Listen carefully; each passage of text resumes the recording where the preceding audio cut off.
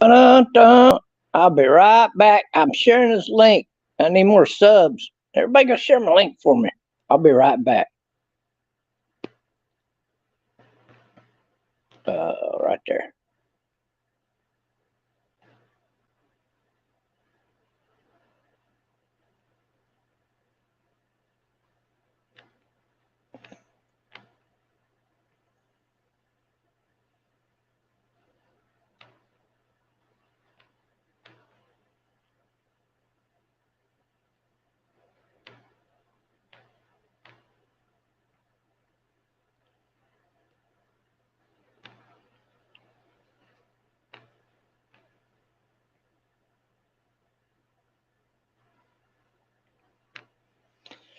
All right, guys.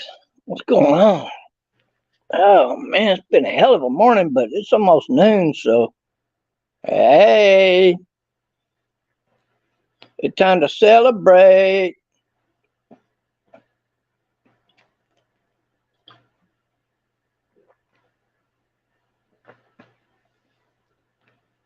So, look, man, we knew that there's something mentally unstable with anybody that's got be an online stalker, especially somebody who stalks a motherfucker for 17 years and going, let alone a motherfucker that goes from stalking one guy to another just for the hell of it. No good reason, just a fucking mental case. Like, oh yeah, Harry Brogan. So I go looking into Harry Brogan's past and 5 addresses, 5 unsolved fucking murders by knife. What do you think about that? And on the 4th one, we got a drawing. We got a sketch of that son bitch, don't we? Yes, we do. And it looks just exactly fucking like Harry Brogan from back when he was in the late 1980s. Not only do you know that by that picture on his fucking trike, that one was taken actually, I think, in the 90s, in the early 90s, 92 maybe, but it looks just fucking like him. And even now, all you got to do is take that picture, make the hair a little bit longer, and put on a fucking pair of glasses, and you got it. Fucking Harry Brogan, 100%. Big old fat fucking neck of his. Only muscle on that fucking little pansy is his neck. That's it. It's the only muscle he's ever had on his body. And not to mention he's got a mental problem. He's a fucking stalker, right? Oh, God forbid you go looking into his fucking history. Oh, no, you're not supposed to do that. Fuck you, Harry Brogan. I'm pretty confident he is that serial killer that killed those 8 people in Virginia. 4 young couples. Like, you're talking about freshly graduated people here, straight out of high school. You know, Harry would lure them to a little secluded park area and fucking murder them. That's exactly what he did. And he is guilty. I'm going by where he moved per dates. He lived at a location. Now, I got to tell you, anybody that's lived in, 10, 12 different fucking states and moved their entire fucking life, even, I think he moved to and from Virginia like 5 fucking times. Let me tell you, that motherfucker is guilty because nobody on this fucking planet is coincidental to where every fucking place you've lived, being different states, that there's an unsolved fucking set of murders that fit your description for murdering a motherfucker. What's up, Jens? Hell yeah, we got him dead to rights, man. First address I looked up on him was Kentucky, and you can go look that up. There was an 86-year-old man that was stabbed in the fucking back for his fucking car. That same fucking week, Harry Brogan, well, the same month, he lost his apartment. He lost his job and his apartment. And then he, that same exact, within 3 days of that motherfucker being murdered and his car stolen, Harry Brogan ends up where his fucking car is at in Los Angeles, California. Let me see. How many miles is that from Kentucky to California? And what are the fucking odds of that? I would say 0. The motherfucker's guilty. And the FBI's going to get him. Don't think they aren't. I've been talking to these motherfuckers like these Three investigators so far have called me back. So that means they're taking the case seriously. So that tells me there's at least 3 states that are investigating Harry fucking Brogan, the broke-back serial killer, for being a fucking murderer. And now he's 65 years old and he's crying like a little baby because somebody's looking into his history.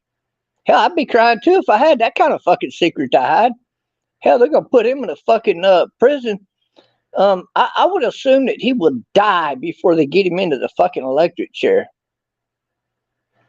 And I'll bet you there's several of those states do have the death penalty.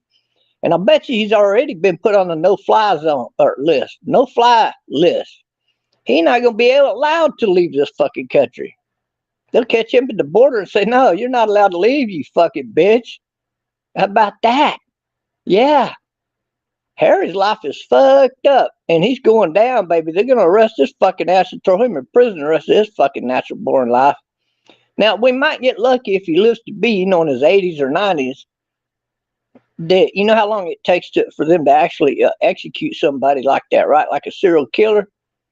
We might get lucky, 15 years or 20 years down the road if he lives that long, and get to see him fucking executed for being a serial killer. Now, I'll tell you, there was a story that Mark Connors told me a long time ago. He told me about Harry Brogan followed this woman home from an event at the Harley Davidson shop there in Virginia. And the cop stopped him and asked him what he was doing there because she called and reported him for following her home. And he gave some lame excuse. He was lost. And the cop said, no, you're not lost. You're in the opposite direction from that Harley Davidson shop. And when we see you in this fucking neighborhood again, we're just going to arrest you for stalking. So Harry left his ass, went back fucking home.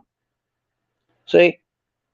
And he was hard to mistake riding around in that fucking trike of his, that black trike he used to own. He sure sold that after that story came out real quick, didn't he? Now, what'd you sell that trike for, Harry Brogan? You didn't need to. Oh, yeah, you sold it because it's too identifying. It's an identifying mark, maybe even to some of your murders, huh? Oh, yeah, bitch. But that description that the police did, that drawing, that sketch that they did of the fucking serial killer, the last guy seen without one female before she disappeared, that's you, Harry Brogan. That is you 100%, motherfucker. We know we got you. Now we got to do is pray that he just dropped one fucking hair in one of their cars or some fucking place so they could prosecute his fucking ass.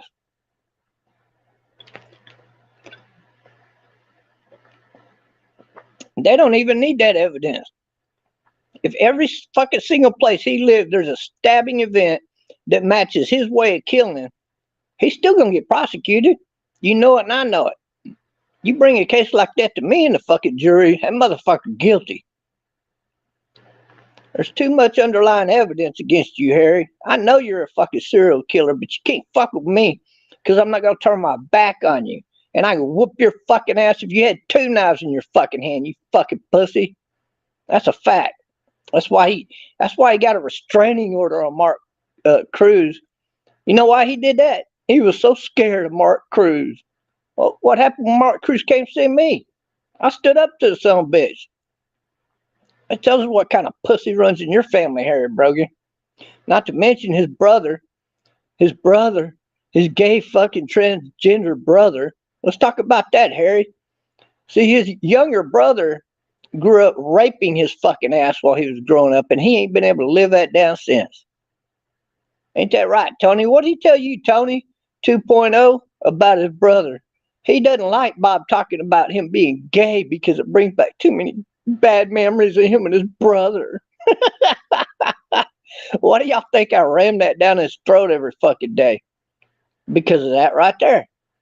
I know he's a Fruit Loop, and he's got a blown out fucking booty. That son of a bitch can sit on probably 40 of these son of a bitches at one time. Well, definitely, to keep it realistic, about 16. I'll bet you his butthole's that blown out. I'll bet you money on it. When he goes to prison and they got to do anal cavity search, They're going to use one of them prods they used to open up a rhino's fucking ass. They can open that some bitch real big, stick their head up in there and kind of look around. You know what I'm saying? Oh yeah, Harry, you're not gonna be able to sneak no fucking drugs up there in there, or any of that crack that you like to do up into the fucking penitentiary. They're gonna pull that shit out of your ass and crack your skull and then throw you in the fucking pen. Fucking loser. Yeah. See, Harry gave it away to me when he switched from stalking Mark Cruz to stalking me for no good reason. He's already lost all the fucking arguments there are out there, yet he just keeps on going.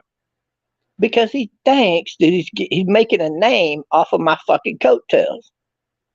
But you ain't done nothing, Harry. All you did was convince everybody that you're a fucking serial killer in real life. Y'all ever see these fucking things? They might put that on his head and fucking twist it and pop a fucking hole out of his head and go in there and investigate what the fuck went wrong with that fucking brain. Hold on a minute. I gotta open up my beer.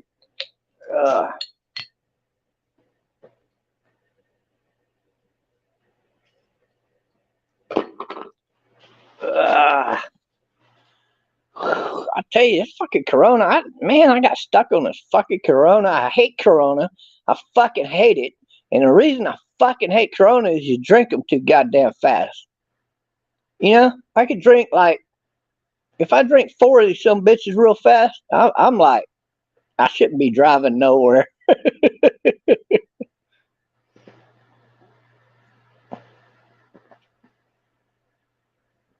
We got you, Harry. You're going to the pen. Don't worry, Harry. You're going to get free electricity, free showers. You're going to get a sink and a toilet, even though I think your cellmate will have your head in that fucking toilet if you don't bend over when he tells you to. And I'll mention that, you get all the free sex you want. But in Harry's case, I kind of envision that son of a bitch laying out on the center table whenever, when everybody's let out of their cell and they're conjugating in the center there. I envision Harry just taking off all his clothes and laying on the table and screaming, "Fuck me, fuck me, fuck me now. Everybody fuck me."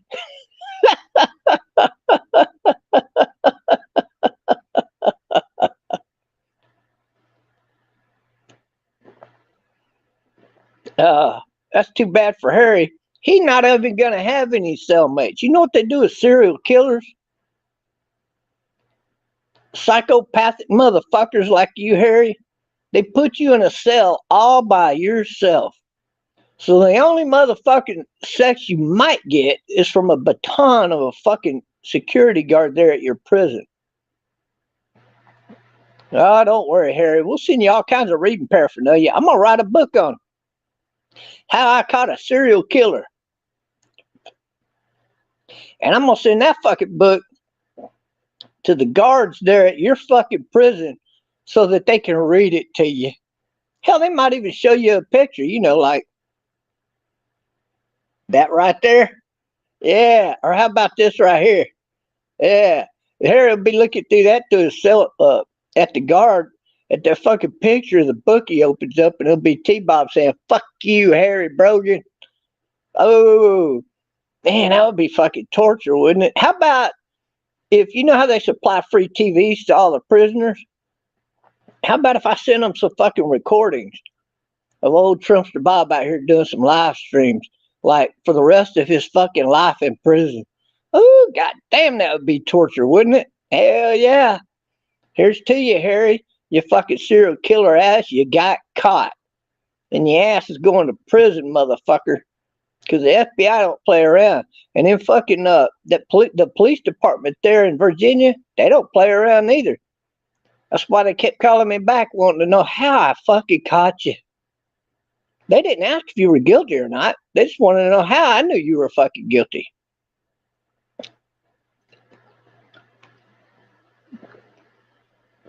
So your ass is going down, bitch.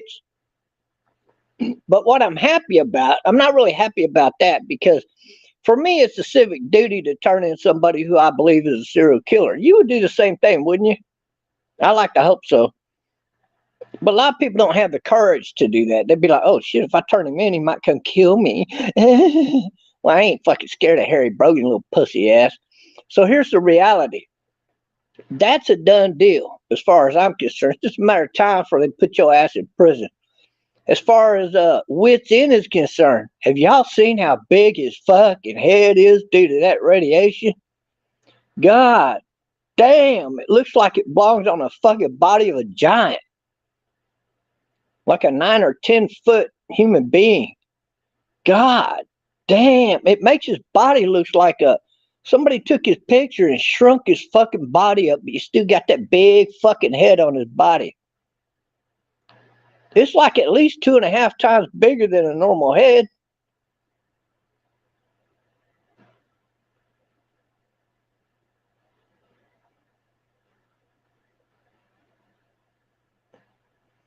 Well, I try to, Mark, but you know, they stalked you for no good reason. And you know your name's gonna have to come up in it, because if I don't bring it up, somebody's gonna bring it up. So that's all there is to it. All I can say is they couldn't get me to continue to try to stalk Mark Connors, because I didn't like that. I didn't want to be a fucking stalker every year on somebody. And that's just wrong. You know, even if you think you got a reason, it's still wrong. And it's like all you people going out there and going after Kenneth. Most of these people going after Kenneth don't even know the history behind Kenneth. And then some of them think they know the history behind Kenneth, and then they jump on this bandwagon. Ooh, I'm gonna look famous here because I can down this fucking retard. Let me tell you something. You don't get no fucking credits for going after Kenneth. And of all people, Mark, you should be rolling. You should be rolling with happiness, knowing that I was able to find that fucking sketch and connect it to Harry Brogan, let alone all those fucking murders. I got him guilty of 13 fucking murders so far and counting.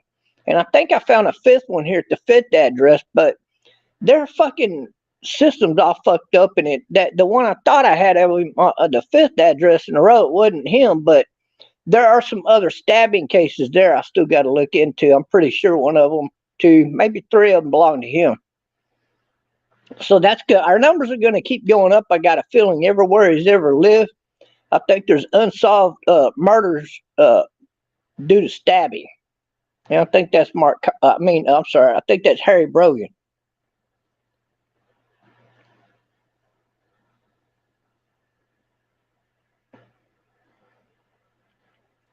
No, that's not true, Sean. Let me tell you, YouTube will love it if one of their fucking podcasters caught a real life serial killer. Me, I'm catching Harry Brogan. He's going to fucking prison. He's fucking guilty. I matched his fucking pictures to that fucking sketch. And let me tell you what that lady in Virginia Beach Police Department did. I told her where to go find that fucking sketch. She looked it up. And then she pulled up a picture of Harry Brogan from that same fucking year, and she did just like this. She told me to hold on. She wanted to look at the sketch. And next thing I heard out of her was, oh my God. I said, okay, excuse me, officer, may I ask what that was about? And she said, if it's not his twin brother, it's him. Period. And then right after that, she said, I am very adamantly putting this up for investigation to the investigators. And she was going to push for an investigation on it right then and there. So don't tell me, Harry, that's not a sketch of you. And his mistake was talking to that last victim and allowing himself to be seen talking to her by several people. They were able to do a sketch on the son of a bitch.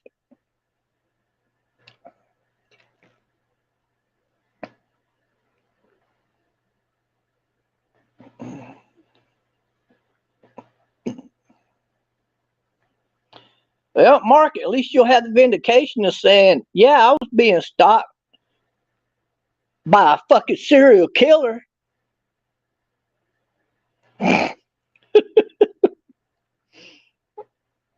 There's too much negative against these people.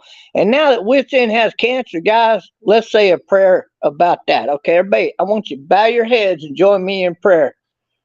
Oh, Lord, Witz has been a bad, bad guy. Please forgive him after the cancer takes his fucking life and we ain't got to put up with him no more. Thank you, God. Thank you for cancer. Amen. Okay, there you go. I'm just joking. No, I hope Witz beats that out. It's only skin cancer. I mean, goddamn, just cut the fucking skin off and a chunk of meat, throw it in the fucking trash. You know? It's right there on his fucking head. So why don't they just put a fucking little metal deal in there and put new skin over that son bitch? It'd be okay, right? But he's losing the battle, guys. He really is losing the battle. I mean, that radiation ain't done him no good at all. It's spreading more and more. He's in stage 2 right now. I don't know if y'all know that. He's not in stage 1. He's been talking about this cancer for about, I think about a year and a half, maybe 2 years. Yeah, it's been about 2 years. He had said he had this fucking spot on his head and he couldn't get rid of it for nothing. He took a pair of scissors and cut it off. It was like a mole at one time when he cut it off. And then he had that Band-Aid. Y'all remember he had that Band-Aid on his head for a long time? And then when it healed up, it looked like just a spot on his head. And then it started spreading and spreading. And it got to stage 2 before he went to the doctor. Stage 2 is a little bit late to be going to the fucking doctor about cancer.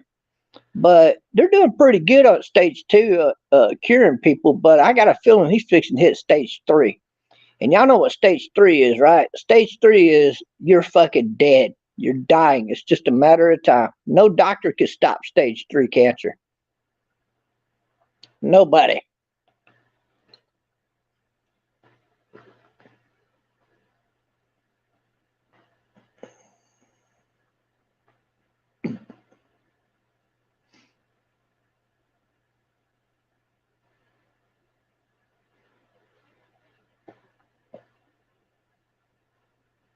Well, I think it serves Harry Brogan right for stalking so many people. Yeah, it's a miracle from God, right? A bad guy finally caught cancer for a change. Wow, I'm so heartbroken over that. Oh.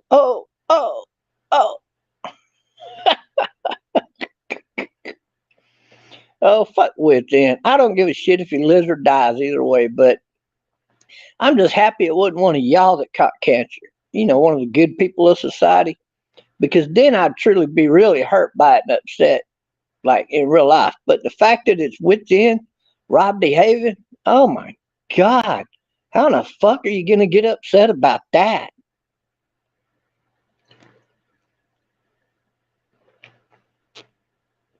I got a feeling that when the cops went to his house over that child pornography that he created, the only reason they didn't follow through with charges on him and just gave him a warning was because he was getting treated for that fucking cancer on his head. And they felt sorry for him. I'll be honest with you. That's what I really think. It's too bad. That's okay. Damn, he could have been in prison getting treated. Think about that.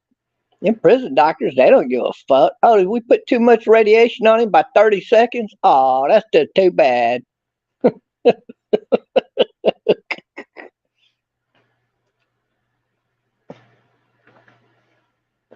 Oh, Witz Inn. I gotta make a new song about that son bitch. Rob DeHaven, he sucked too many cocks. He swallowed a load with some blood inside and caught that fucking cancer. Rob DeHaven, a San Francisco treat. Toot, toot. Yeah, skip that out of this fucking live stream and post it on your fucking little shorts. Yeah, about that. Kiss my ass, Rob DeHaven. Pucker up, bitch. No, don't touch me. You got cancer. Oh.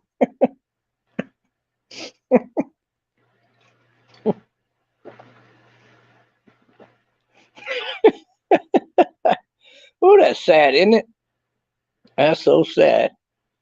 He sucked one too many, swallowed that cancer, and now he's got it planted on his fucking head, right on his face.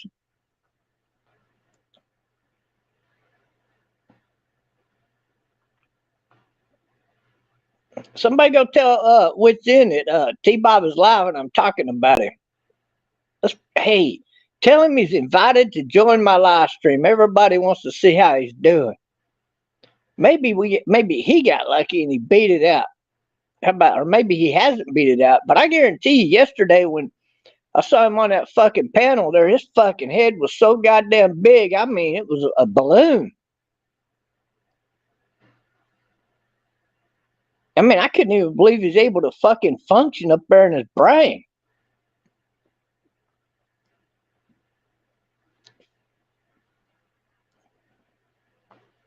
His head is 2.5 times the size of normal. 2.5 times. I would think that would kill a man. How in the fuck is he still breathing? How's his heart still beating with that much radiation pumped into his forehead like that? I don't get it.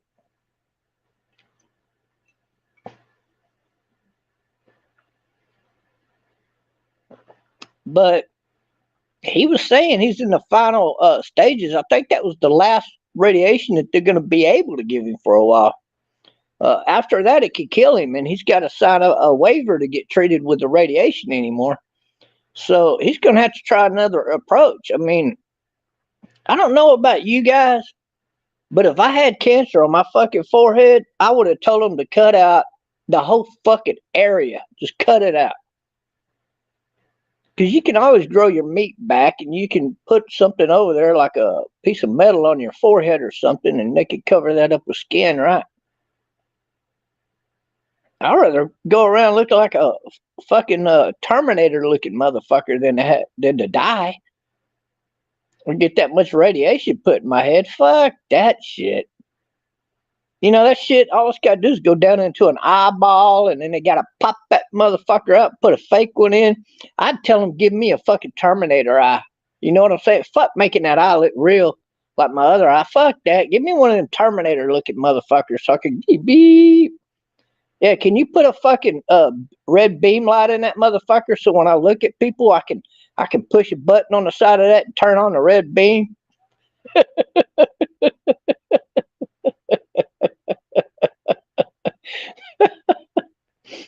Got a metal patch on your head and a red beam popping out of your eyeball. What the fuck?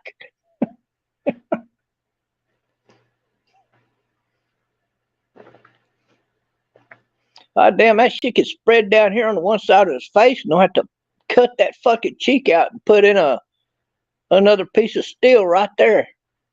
Let the skin grow over it. God damn, they'll have him looking like a Terminator in no time. Well, Witz, I don't know what to tell you, man, but I think you're fucked. I mean, if this is your last radiation that you can take and you're in stage 2, I can tell you, buddy, you remember that friend of mine that you looked up and got and called that drug dealer, Bill Williams, lived down here in Texas, and his daughter died of cancer? Do you know how that happened? She had a rare form of cancer in the eyeball, and they popped her fucking eyeball out. But they didn't get all the cancer because they didn't cut enough of it out. And it then spread. It spread. She had skin cancer, and she went back, got a checkup to the doctor, and they said, you're fucked. You got stage 3. And so I'm telling you, once it keeps spreading and spreading, you're fucked. And she didn't wait till stage 2 before she got treated. She started getting treated at stage 1. And you're at stage 2 before you started getting treated, and it ain't even slowed it down. Dude, you're gonna die a slow, miserable fucking death. And I can't say I'm upset about that at all, buddy, because when I went to the hospital, you cocksuckers were giving out the number and telling everybody to call the hospital and shit, and y'all were trying to slander my name to the fucking doctor. So fuck you. Let me tell you what this is. This is karma. And I love karma. Because karma is always going to work against bad people who are out there doing bad things. See, right now, Harry Brogan is experiencing something called karma. Ain't that a bitch?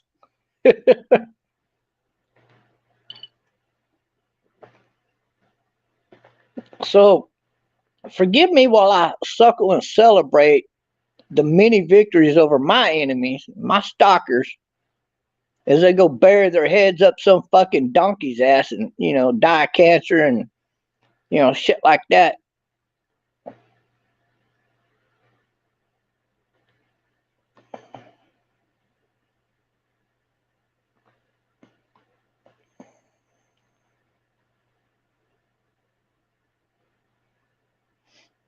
Oh, wait a minute. Your grandma had stage 3 cancer and she lived? Holy shit. I've heard of it happening, but let me tell you that's what are the odds in that? Can you go look up the percentage in people that lived and survived from stage 3 cancer? That's got to be an act of God right there.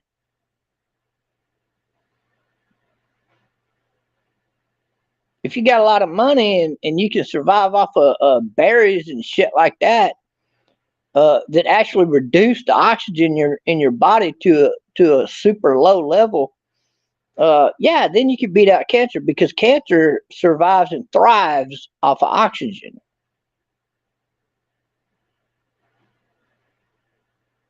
So I would imagine to beat out skin cancer, you would want to switch to a pretty much all berry diet and then cover your head with fucking some kind of cream to where it can't get no fucking oxygen. Like Vaseline. I'm sure he's got a lot of Vaseline at his house. Only probably never thought of having to use it to fight cancer before. But you got to keep the oxygen from getting to the fucking cancer. Radiation's not going to do that, man. You got to fucking cover your head in Vaseline, buddy. Yeah. If your eye starts feeling a little itchy, you're probably going to have that eye popped out, motherfucker. Just remember that if you do survive, get the Terminator eye. Yeah. Get the Terminator eye. That way you can look like a real life fucking Terminator. You ugly motherfucker.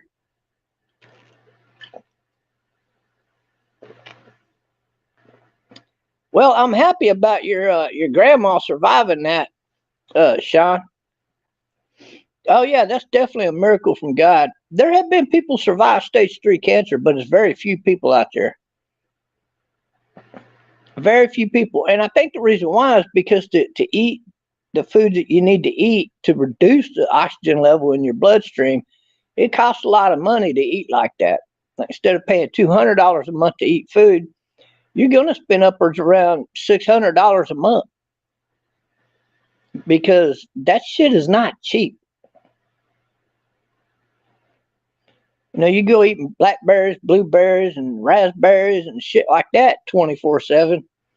And there's a few other foods you can eat out there also that will help reduce the oxygen in your body. I believe I'm not a doctor, and don't quote me on none of this, but I've heard that those people eat different things like weird foods like avocado,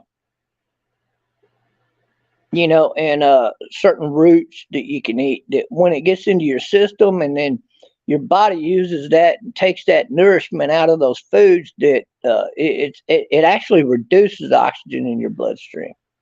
You go eating meats and potatoes and shit like that, and you're probably just adding oxygen to your bloodstream, if anything, because certain foods are natural oxygen carriers. So you're going to carry oxygen all the way through your body, and therefore the oxygen in your body is elevated. And I'm not saying that's a bad thing, but when you have cancer, it's a bad thing. Because in cancer is going to follow the oxygen. No matter what you do, it's going to follow the oxygen. Now, I would also assume instead of drinking beer, you need to drink hard liquor. God damn, that would suck. Having to be an alcoholic every day for a while until you got rid of your cancer. Now, that could be misinformation there. I don't have a fucking clue, guys. I'm just fucking joking, okay? I'm a jokester. I'm not, unless I tell you that I'm looking at the fucking shit right now and this is how it really is, don't fucking take that shit seriously. But I just can't believe there's been so much going on with our communities lately. We got this fucking lunatic Spartan who's literally a toothpick. I mean, his arms are this big around, his legs are not much bigger around, and he's like a human toothpick walking around. I don't get it. Why does he go around threatening everybody when I don't think there's too many 15-year-olds he could whoop ass on? And then in his own, he believes his own fucking delusional mind. He thinks he's in love with Alicia Jordana, but he's not. He just thinks he was, and he thinks she betrayed him. Oh, give me a fucking break. Ugh.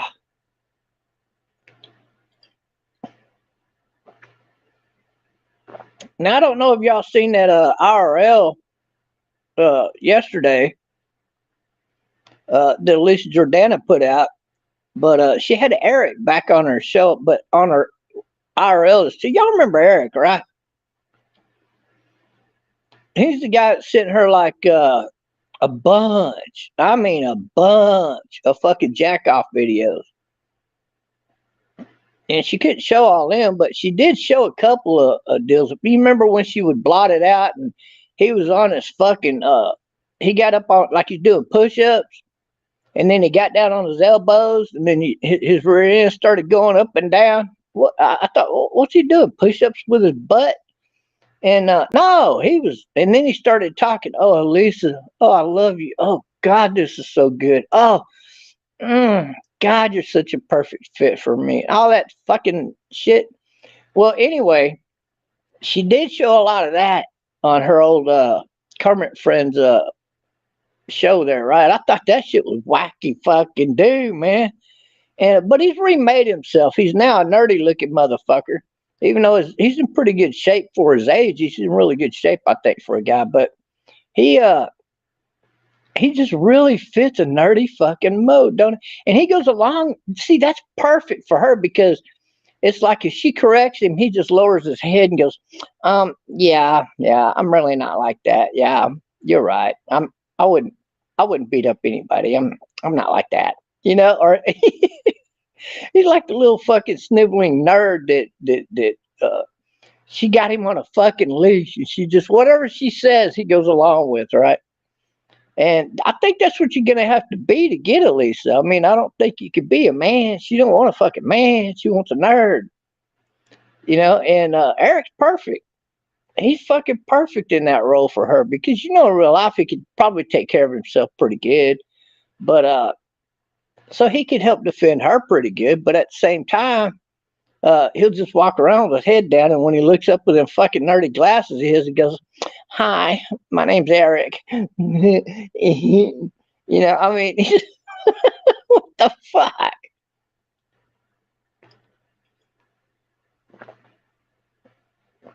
Yeah, Eric is perfect for her.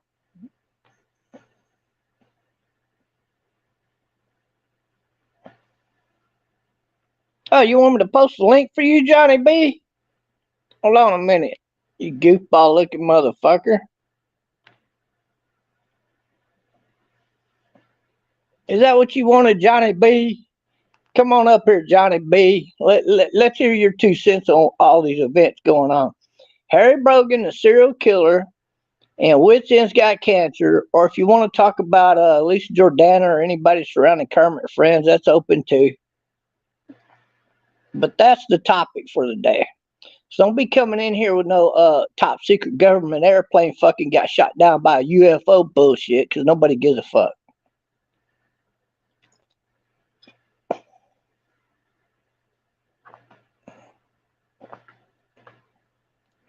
And right now, Witz Inn's head is bigger than your fucking head. Only it's just as bald.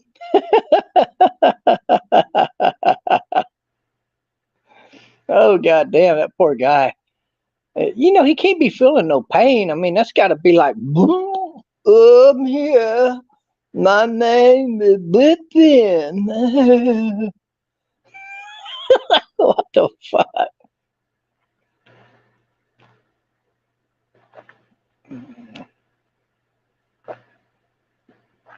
There got to be something to that fucking Incredible Hulk bullshit with that gamma radiation. I mean, the way his head is fucking, it's 2.5 times bigger than normal. There's got to be something to that radiation shit.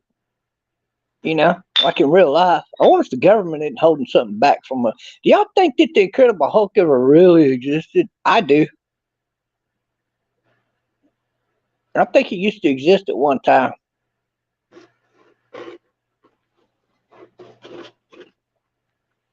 Damn, I'm down to 7 beers. You think that'll last me?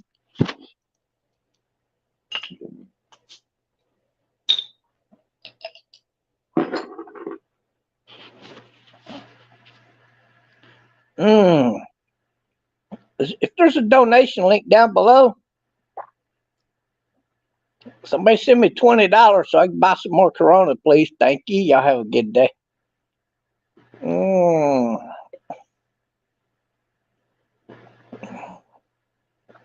It's just good. It's just good. Love the American style. Y'all remember that show? Witz Inn's song would be, everybody hate and tear it down. Fuck you, Americans. I think that would be more lines of his fucking type of music. Because he's another piece of shit. You ever notice dictators? They go against anything that looks good. If you create a fundraiser for, say, homeless children that have been or misplaced children, them motherfuckers will go after the people doing it just to shut it down. What kind of fucking cuckoo is these people? That's what I want to know.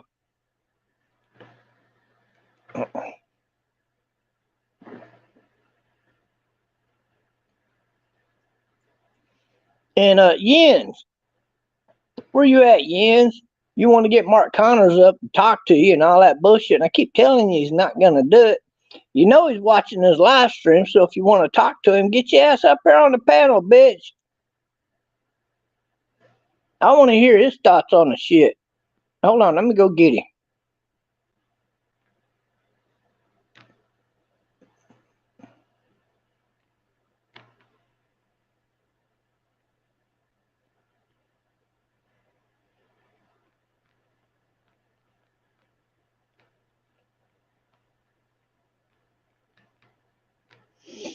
Get your ass up here, motherfuckers.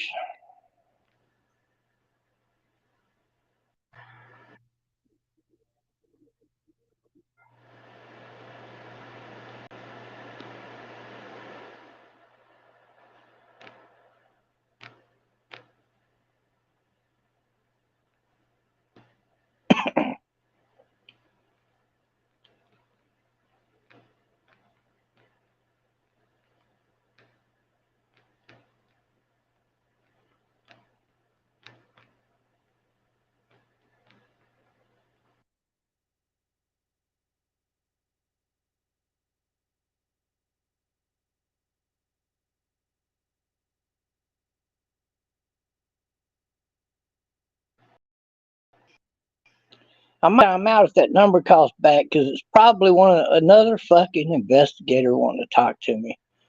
Oh God, I didn't realize that was going to be the case that bad when I kicked all this off. But yeah, I guess fuck, man. If I got to talk to him, I'll talk to him.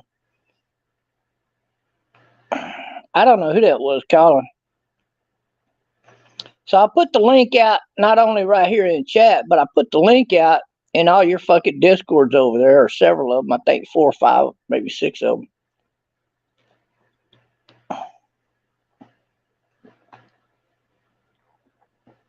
These people, they go around stalking people. They think they're somebody, but they're really not anybody. They're a bunch of nobodies. And then they was talking about stock exchange and trade and how Vanguard's a secure investment. Yeah, okay, because of a government setup of the 401k, it is. Yeah, it's great to have a 401k, but that don't mean you're guaranteed to make money on your 401k. In fact, you can actually lose money on your 401k. You stupid motherfuckers. I know I used to have 401ks. Look, Vanguard is not the way to go right now. By the end of this fucking year, you better be out of Vanguard. I mean, you better be the fuck up and out of Vanguard. In fact, by the end of the Ukrainian war, you want to be out of Vanguard.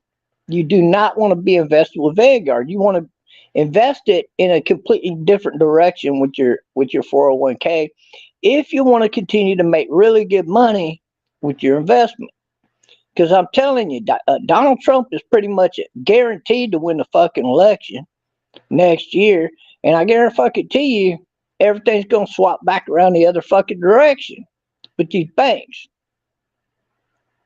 Banks like Vanguard, they invest their money like with the World Bank, with the California National Bank, and banks like that. These are all the same banks that were investing money to bring all them Europeans over here to create stupid shit, like those stupid fucking rallies and shit. The goddamn, what was that club used to exist? Oh, the little piece of shit Proud Boy coward motherfuckers. So these cocksuckers, they get up there and do shit and create these fucking rallies and shit. And I kept telling people, don't go to them fucking rallies, because the only thing it's going to do is get you a felony on your record when you assault somebody with a deadly weapon. And that's what kept happening to these people. And so far, 80% plus of all of them cocksuckers that have been arrested were not American. They were deported and told not to come back.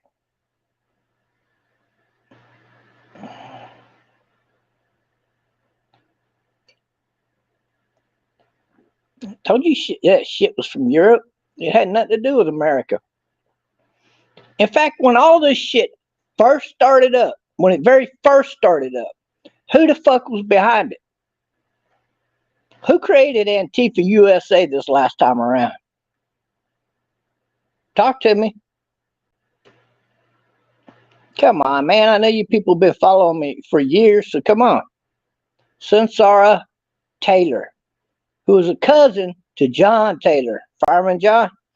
And when I outed her fucking ass, and she had to step down as the leader of that shit, because she was given the money and the startup by that guy who got caught going into the White House gate with a handgun to kill fucking Ronald Reagan, because he was not gonna back Maoism, because a Maoist empire is what's a communist, totalitarian ideology of a government which does not, it's not self-sustaining. Okay, it's a dumbass idea of people wanting to bow down and suck the cock of some fucking national leader kind of ideology.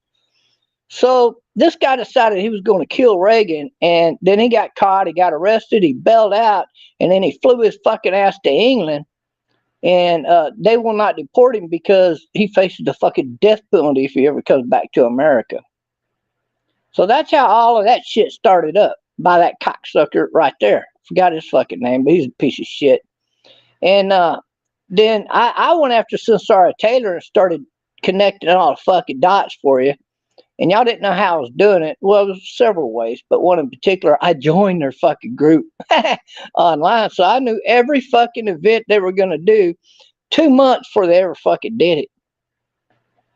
This is how I know that when they had that big 1,500 member Antifa march over there in fucking New York City, that it was the clown posse who fucking did that. They just so happened to number exactly 1,500, but they were talking about it over there on her fucking Antifa site. And then wasn't long after that, the Council on American Islamic Relations took over all of that shit. And then that's when you started seeing them paying motherfuckers in cash, because we caught a lot of them, shut the fuck up, to hold those events. All of those fucking rallies against Trump. And did y'all know that to right now, to this fucking day, there has never been a woman's march against Trump that was not backed or funded or fully supported by the Council on American Islamic Relations? That's a fact, Jack. Fuck you. See, I know all this shit because I was the forefront of exposing all of that fucking bullshit. So I don't want to hear you bullshit on all that. These cocksuckers were bad people, and they needed to go down. Witz Inn, he got his fucking startup where? Do y'all remember that? Because I've talked about this a lot of time.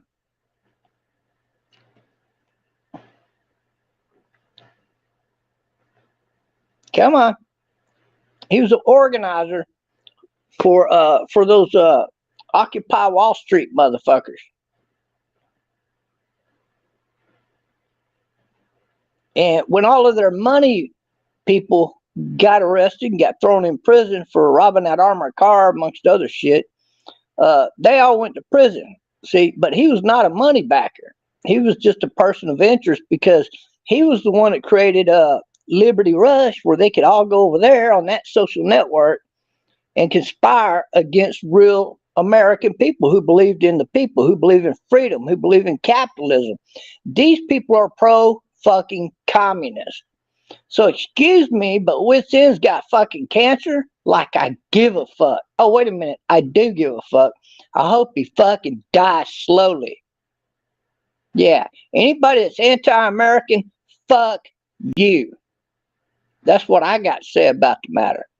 Now, along with that, I guess on a humanitarian level, I hate to watch a motherfucker die and suffer to death. So I hope the cancer just takes him kind of quickly. But if not, well, who gives a fuck, really, at the end of the day? I mean, let's look at who we're talking about here. We're not talking about somebody that everybody fucking loves.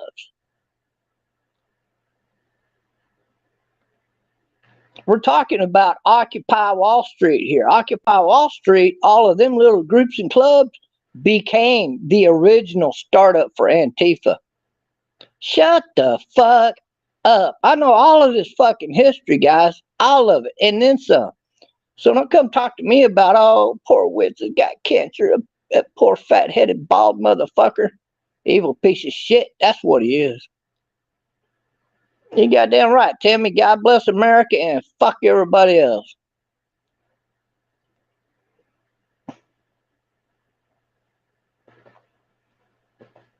How back to you, Tammy. You're always a delight. I'm just celebrating. I'm celebrating Harry Brogan under investigation as a serial killer, and I'm celebrating Witz Inn having fucking cancer. Because he has been such an evil, stalking motherfucker online. He's plotted against a lot of you. And they're not afraid to commit felonies to go after you. That tells you a little something wrong with people like that, right? Yeah.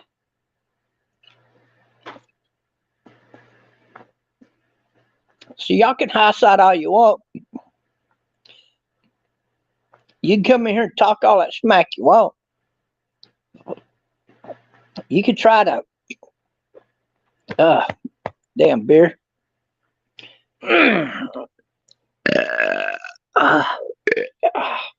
Had to sit up, burp some of them suds out, man. Woo! Anyway, y'all can high side all you want and talk about what a good human being you are, that you're godlike, and you don't care about all the evil people do, that you just want the very best for everybody, and you hope Witz survives his cancer. I don't. I don't. My name is not God. I'm not going to forgive you at all endings. That's for God to do. For me on earth, whoop, I can't wait till you fucking kick the bucket, bitch. Especially if you're anti-American.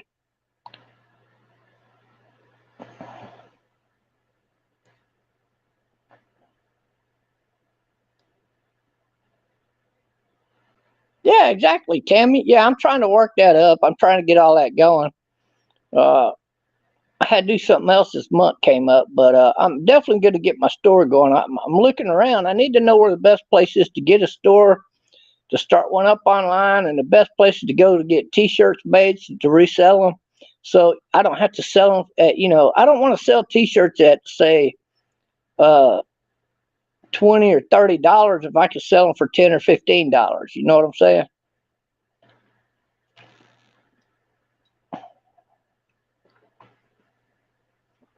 All right, Chad Pride, you're new to the podcast. You better have some thick skin, brother, if you're going to last over here. Because I'm telling you now, there ain't no thin skinned sons of bitches ever lasted over here.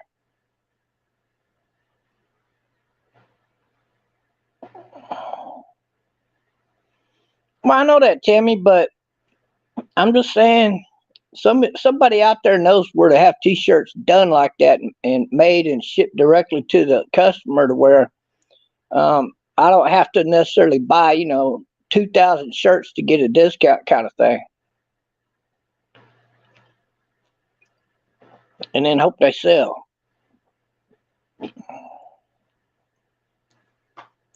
But I mean, if I got to go that way, it's a possibility. I mean, within probably a month or two for sure, it's a possibility. But I don't want to go that route. I'd rather just have them make them and ship them to them. And if I got to spend an extra $5 a shirt or whatever, or charge them extra $5 for the shirt, that's fine.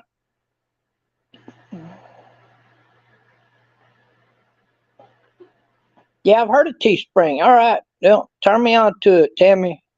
I'll be a Teespring. In fact, I will even drink tea. How about that? I go make some. Fuck, I gotta go buy tea. I ain't had tea in so. Do y'all drink tea? I used to drink tea like Lipton. This next summer, I swear to God, I'm gonna make some of that sun tea. I want to make some sun tea, and I'm gonna live stream that shit. I'll be out bird watching, and occasionally I'll shine the camera down on that fucking tea, and I'll say, "There's the tea, the best tasting tea in Texas, sun tea." Actually, sun tea is made in a lot of states now, but I think it was created here in Texas. But it is good. It's delicious.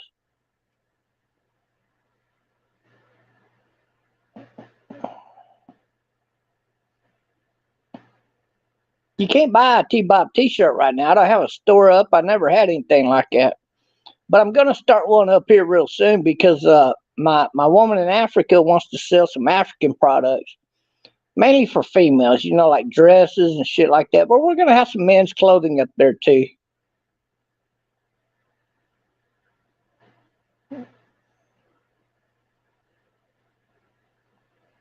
I don't harass anybody. Sorry about that. No, Chad, I don't think he harasses me, no. I never have a problem with Chad coming after me. If he said a few things here and there as a joke or as funny, well, that's a possibility. You got a lot of that going on in there. But no, the people that were stalking me were the Taylors, Fireman John and Kelly Taylor, and that's mainly, I think, because I went after Sansara Taylor, and because I refused to go stalk somebody else on their behalf doing videos for them. And then also Dumpster Rick, he's a bad fucking character. He comes off as, "Oh, I'm such a nice country boy. Ooh, I wouldn't hurt a fly." Yet he's the guy that fucking porn bomb Wendy's channel 5 fucking time. And it's him because he always uses a Playboy magazine picture to do it, or Penthouse or some shit like that. He brags about how he's got a big collection of Penthouse and shit like that. And then Harry Brogan, who's now under investigation as a serial killer in real life, thanks to yours truly. And then Witz Inn, who now has cancer on his fucking forehead. His head's like 3 times the size of fucking, or it looks like it belongs on a goddamn 10 or 15 foot fucking giant. His head is big. I mean, it's ballooned out like, God damn. Fuck. Did y'all see me over there? I asked him in Kermit Friends Discord. I said, "Dude, what the fuck is wrong with your head?" I asked him if he was sick. It looked like his body, he lost a lot of fucking weight. And then somebody came up there and said, "No, Bob, he has cancer." And I just smiled. I said, "What? He got cancer?" I said, "Yeah, he got cancer on the forehead. It's radiation blew up his head." I said, "Oh, good."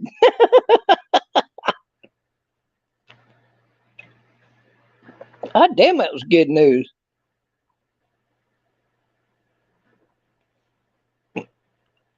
No, I get a lot of harassment from a lot of people. Man, I'm out there, man. I've done shit that people can't believe. They have a hard time believing it. And I don't give a fuck.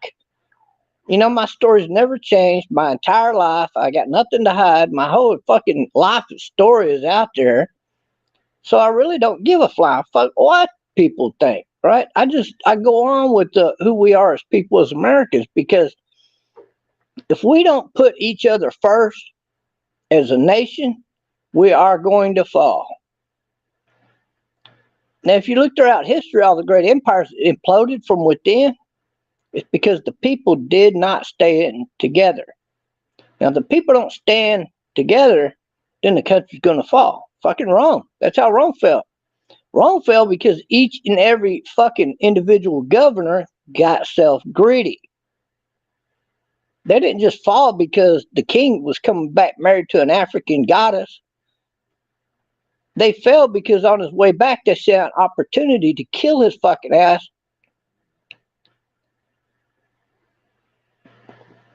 And then to go on and rule their own individual empires. And then some of them had dreams of grandeur. Remember the 5 kings against the 5 kings that had a war? It was the 3 against the 2. That was a major fucking fallout right there. You had a lot of fucking wars and battles throughout time, but ultimately empires imploded from within.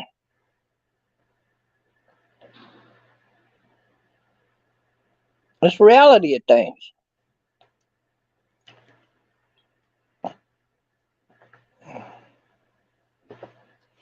So all I do, I keep telling people to, when you see somebody new that you think you might want to vote for, look them up. Look up what they're about, what kind of business they own, what kind of life they've lived, especially local. It's not that hard to do locally. You can go talk to fucking people that know these motherfuckers. You can tell you about them. And then you'll know if you want to vote for them or not. It's not that fucking hard, guys. But people make it out to be impossible. We don't know who to vote for. Oh my God. Some of you might need to actually run for office where you live. Because you ain't got nobody good running for office. Have you ever thought of that? And I'm the guy that can tell you how to get money to run for office. In fact, if you're here in Texas, I could throw you an event right now and get you $100,000 to help you run for office. And a lot of you know that because you've seen the events that we do down here. Like we do old school Las Vegas shows. So if you got a fundraiser event, for example, for an old folks home or a child's orphanage or a sheriff's department and need gas money for the year kind of thing, we can get you that $20,000, $40,000 you need for the year. It's not hard. You just got to do it. And that is what this guy Gene down here specializes in. And I can make that happen for you like fucking easy. Easy. We do it all the fucking time. We got another event coming up here real soon, next couple of days.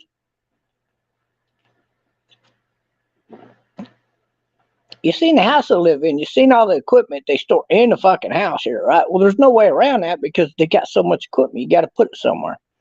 And nobody minds because anytime we have a lot of people over here want to train on the tables or just hang out and have a good time, they come over and we'll play a little bit of blackjack or craps and then we go outside and get stoned for a while. Then we come back in, play some more, and then go back outside, get stoned for a while, and then come back in, play some more fucking crap. No, I'm just kidding. But we have a good time here, guys. And we have a good fucking time here. And we got no problem throwing events for anybody here in Texas. If you live outside of Texas, you got to pay the cost of us traveling there and back. Man, you don't need to do that. You can hire somebody local. And if they're overcharging you, well, then you might want to consider having us come to your fucking state. And we could do that for, a few $1,000s more than the cost. And the cool thing about it is you're only probably going to have to put about half of that up at best. And then there are packages we got that you don't got to pay for a fucking thing. We'll put it all together for you, and then out of your proceeds, you got to pay everybody off. So it'll come back to about anywhere 50%, 60% of your earnings. So if all total the event brings in say 150,000, and you need 50,000 to help you with whatever you're doing, well, you're actually probably gonna make 75,000. See, at the end of the day. Now it's nonprofit, so it's going to go to your nonprofit account on your end. But that's on your end. That's got nothing to do with us. And then you're going to make your little money there for whatever you're doing. Whether it's it could be any fucking thing. You could be a fireman's department. You're trying to help out your county fire department or what the fuck ever. Your volunteer fire department. We do events for all kinds. We do birthday parties. Hell, we had a birthday party at one of these places down here for the guy had over 650 people. Actually, I heard it was over 800 people at the event. Ended up showing up. That's a lot of fucking people. And it's a birthday event. So he was giving away shit. He wasn't even trying to make any money at the event, like whatsoever. So we do events like that too. But yeah, you need $100,000 to run for office. Shit, we can make that happen in one night. In one night. And I don't care what event you've ever seen or heard of or been a part of, this type of fundraising will easily double whatever the fuck you've done in the past. That's how solid it is. Real talk. The only thing that I've seen that comes close to this, that this guy's talking about, he wants to do, is you got to have if you get with, say, a realtor or somebody like that, or you got a house you want to sell, you can put that up for auction.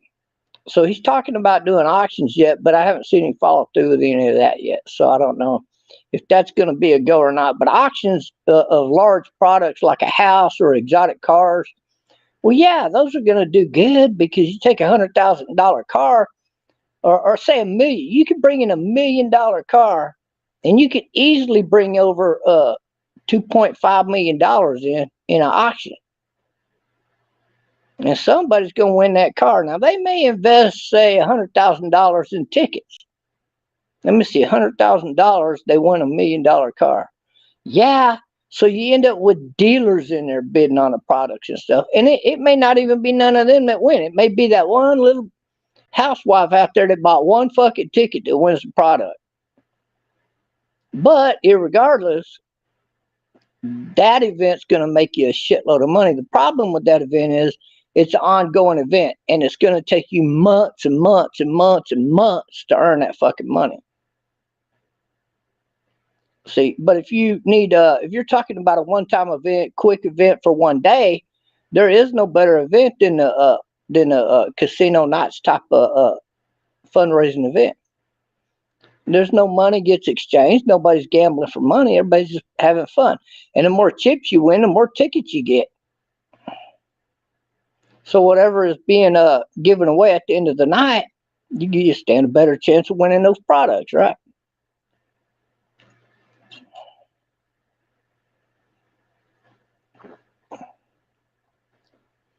No, stranger than fiction. I think you're thinking about that nitro cocksucker that thinks there's 5 drop zones in Fort Bragg when there's only 3. They shut one down because it was too small. They shut the other one down because there's too many trees. And I only know that because that was happening while I was stationed at Fort Bragg. See? But you always get these character assassination freaks out there. All they want to do is argue and scream and yell. And if you get some of them out there are pretty good at doing it, they can have an impact on people. But I don't fall. I don't sucker for that kind of shit. So I won't go on a live stream with him because he won't shut up and let the other person do the talking. Because, see, the other person doing the talking can also Google up some fucking question to ask him. He'll never be able to answer it because he's full of shit. That's why. Let me tell you guys, any time some guy gets online and he's got one of these hats on and he tips his hat and he says, do you know what that hat is? Do you know what that symbol is? Do you know what that means? And it's that special ops kind of fucking cap that they're wearing. You can have those made online any fucking where. And if you were in a special ops unit, there's 80% plus chance that you never fucking saw combat because you were in a support unit for that group. So anybody can have a plaque, anybody can have a cap, anybody can make up paperwork and bullshit to go along with their story. Doesn't make it true. I've ran into so many of those people that even if they were in a special forces group, none of them people that saw action is going to come online and start talking all that bullshit this guy talks. See, he's a character assassination type of guy. So if you don't go on into their field with their bullshit, they'll never be able to make you look bad because they're full of shit. See, that's why.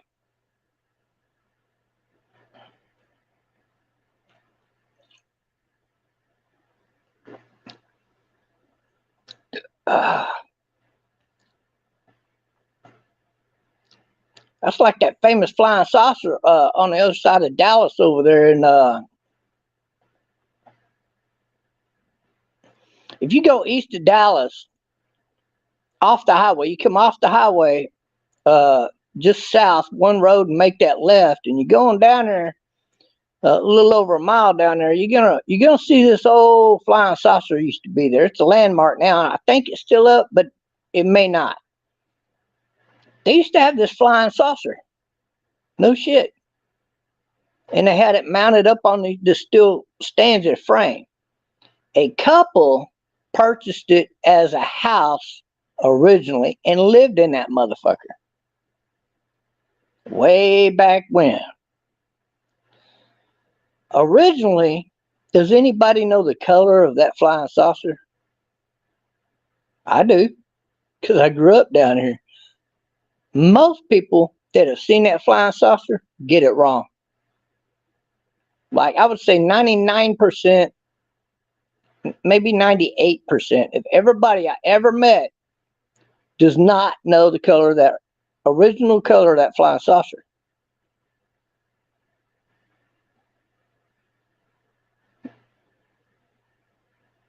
But growing up, when I lived in that area, even as an adult, I heard a lot of fucking people bragging about how they lived past that flying saucer, or they knew somebody that lived over there, or this or that, or all kinds of shit. How they used to live out there past that sumbitch, or even turn down that road down there and lived off in there somewhere, like my stepdad. Now, all I ever got to do is ask them, yeah, I remember that flying saucer. You remember that original color of that flying saucer that couple painted that thing before they lived in it? And then they always get that bewildered look like, people lived in it? Yeah, there's a fucking house. Do you remember the original color? And they go, no. Or they guess. And when they guess, they always get it wrong. See, because the original of that color of that thing was, well, it was silver. And they didn't really have a lot of money, so it wasn't all silver, because the cheaper paint is gray. So they took 3 cans of gray and mixed it in 1 can of silver, and that was the color of the fucking flying saucer originally.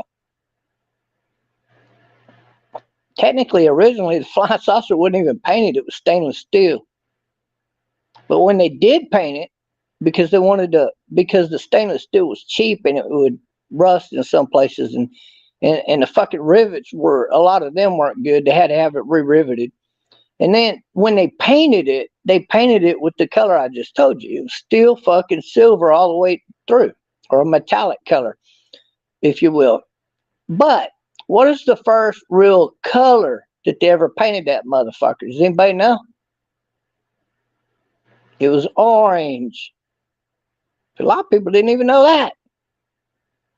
And then they went and they buffed out all the fucking color, and then they recoated it so it wouldn't rust, and then spray painted it again back to fucking metallic color. But back then, a lot of people were bragging about how they lived out there since that thing came into conception, and they didn't even know that the flying saucer was another color besides orange. So they always say orange. You run into a lot of people online that run their mouths about knowing shit. Like I just told you, I could run my mouth about knowing that. It doesn't mean that their friend didn't live out there, or that they don't live out there. It just means that they don't know the whole history behind that flying saucer. Or maybe they don't really give a fuck. I'm just making a point, guys. That's all it is.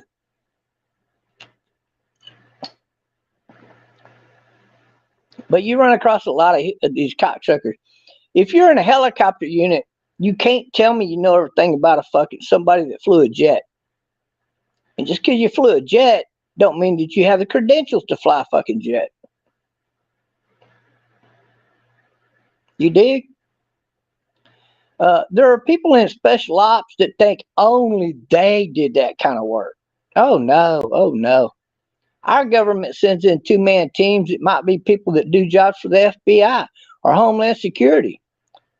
But this time they might be on loan to the CIA. See, our government has, just like what I'm talking to you on, an online social network. But only they're allowed into it. And it is encrypted. So not anybody can just, sneak in there and watch what they're talking about.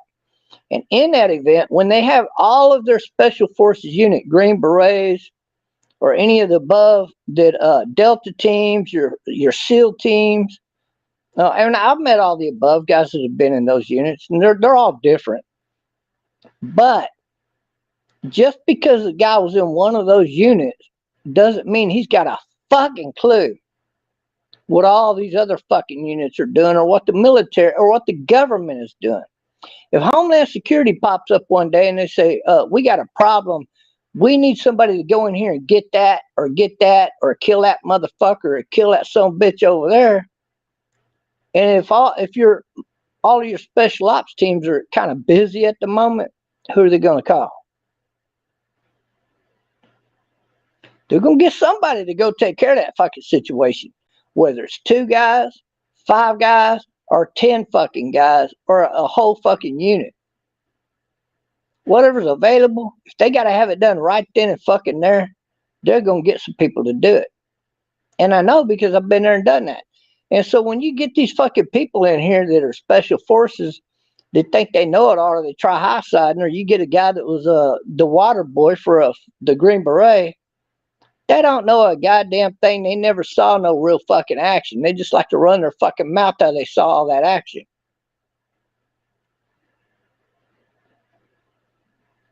Who was the most decorated guy in the Vietnam War? Does anybody know that? I'm not even going to give you his name.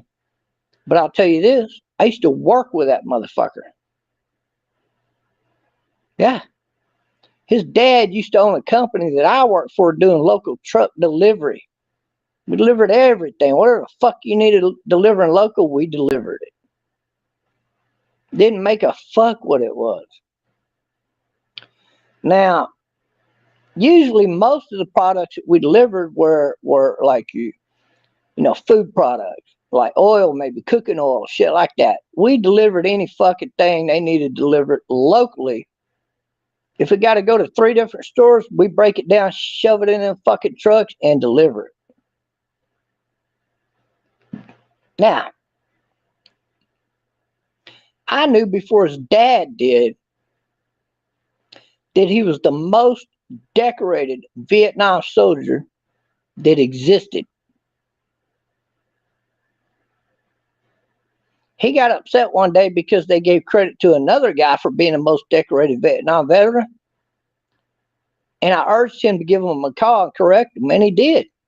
And they had another fucking ceremony in which he attended. And do you know how he became the most decorated Vietnam veteran in history? He was a coward. He was a chicken shit. Think I'm bullshitting? I'm going to tell you how in just a minute.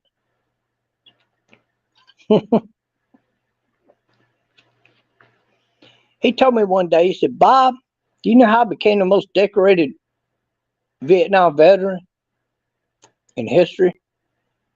I said, no, I really don't. I assumed you saw a lot of fucking action. See, they were all stationed at certain, like a barracks for it, like a base, if you will. And a bunch of these little outlet bases in front of that, like, so a bunch of little, tents set up, that kind of shit. They call it a base. But these soldiers had to go out and do recon.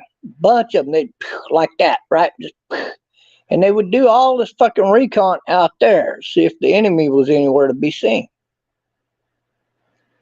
He gave me an example of one of his fucking events that he went on, one of his scouting mission assignments.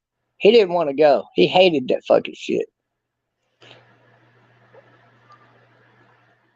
The way that the Vietnam were killing our people is we would go out on a scouting mission and they would ambush our fucking units.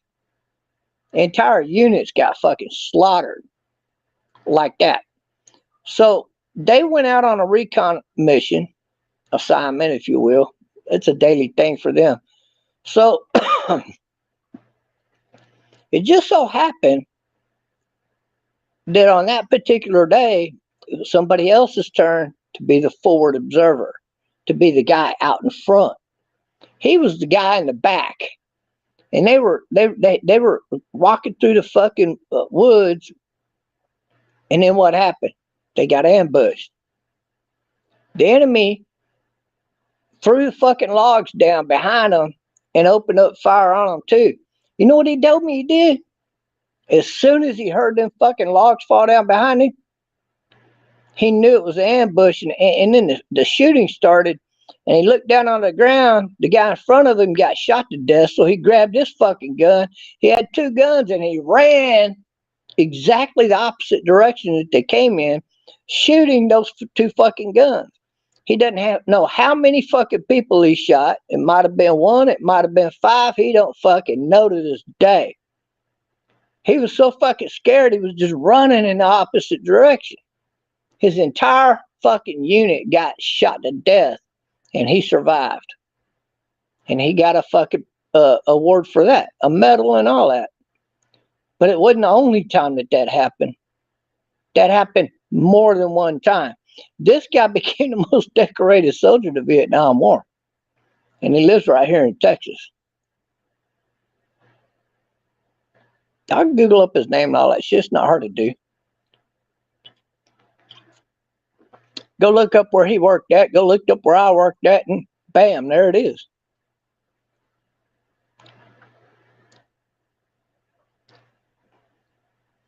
No, relentless. You don't get issued that shit, you dumb fuck.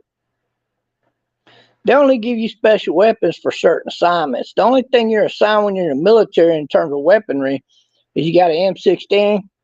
And in my unit, we did not have our bayonets with us. So you never had your bayonet even.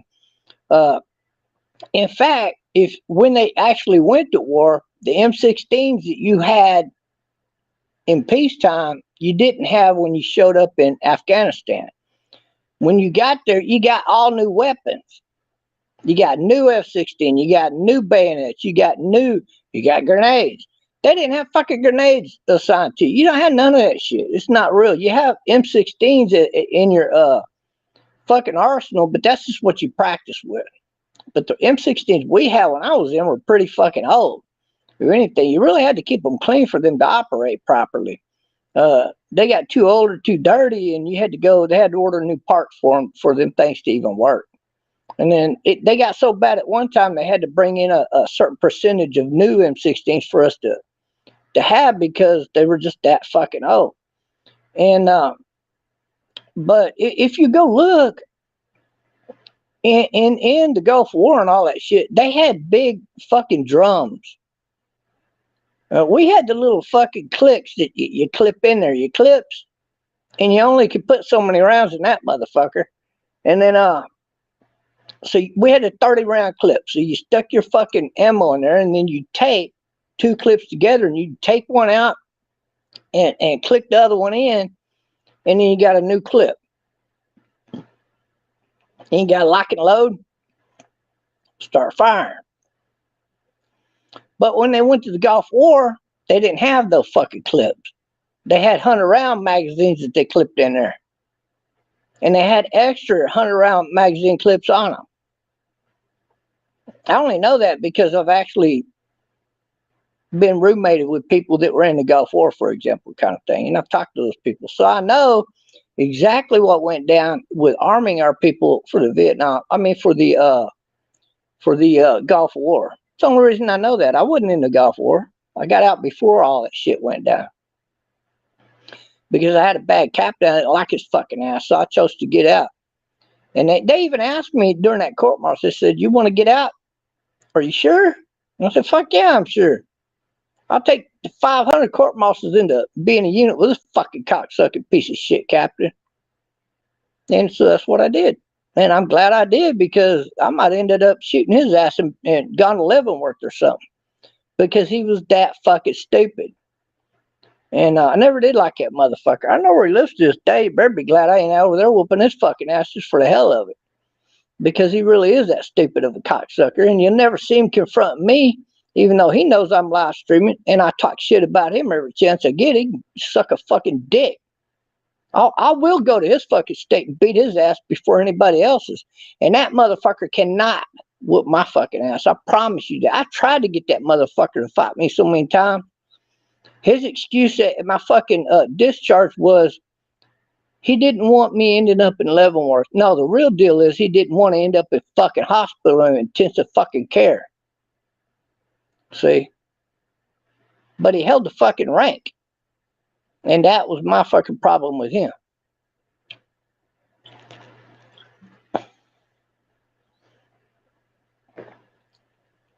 No, I was describing to people how to get into a compound and retrieve an item. Next thing I know, the general turned around and said, okay, take him to the plane. I said, what? He said, go to the plane. I said, well, I got to have all this shit. He said, don't worry about it. It'll be there by the time you get to the plane. That's how they do you. When you've already done a couple of assignments and they need you to go do another assignment. Now, these assignments are not like, there are people right now today as I talk, that may be on an assignment like that. They're not really expected to live. They're not expected to always be successful. But if you're somebody that don't have a family listed, because I disowned my family kind of thing and shit back then, and so I didn't really have any family to worry about me missing or anything, or the payout on me dying while I'm in the service is very, very slim to none, they're going to train those guys before they're going to go pick somebody else to train. It's guaranteed every fucking time. And that's why I found out later in years that I was picked to be trained for that type of thing and went on that. And not only that, but I could always figure out how to get into these places and get out. And so that created another problem for me. I was getting chosen for those assignments. And I fucking was driving around the command sergeant major of the base. When I started driving him around, that was a mistake. I wish I'd have never started driving that motherfucker around. I wouldn't have gone on any fucking assignments. And, you know, the one with the bow and arrow, that was the one assignment that I actually did alone. I didn't have a secondary partner with. There was nobody that survived up that fucking mountain with me. The other guy couldn't make it. So I actually carried that assignment out all by myself. And I was lucky. To this day, I don't know why he did not fire a shot at me prior to me being able to shoot him in the fucking head with a bow and arrow, or with an arrow in general. But the more I look back on it, there was a rock up in front of me, and I think he was having a hard time zeroing in on my fucking head. And because I had my bow in front of me, I think it might have blurred his vision, because it was early in the morning and the sun wasn't up yet. Like, it wasn't daylight yet. It wasn't totally dark. The sun was coming up, but I think he had a hard time zeroing that fucking rifle in on me. It was AK-47. But I was lucky. I'm going to tell you right now, I still am mind boggled by that. And then to be able to go in there and get that device and come out, I was lucky. I kind of figured I was going to die. But you don't get scared in that situation, or you are going to fucking die. You just carry out the motions of whatever it is you're going to do. And if you're lucky, you survive. If you're not, well, you fucking die. That's the way I always viewed it. So I don't worry about that shit.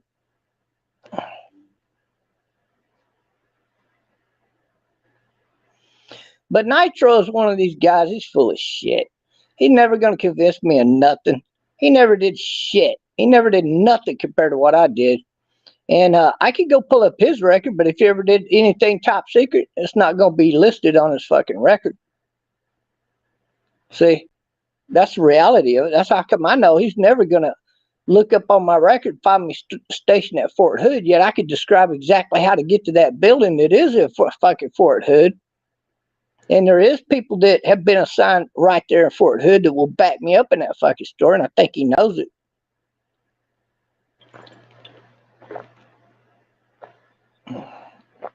And I guarantee you, nobody that has not been in a top secret clearance can even describe the entrance way to that fucking building.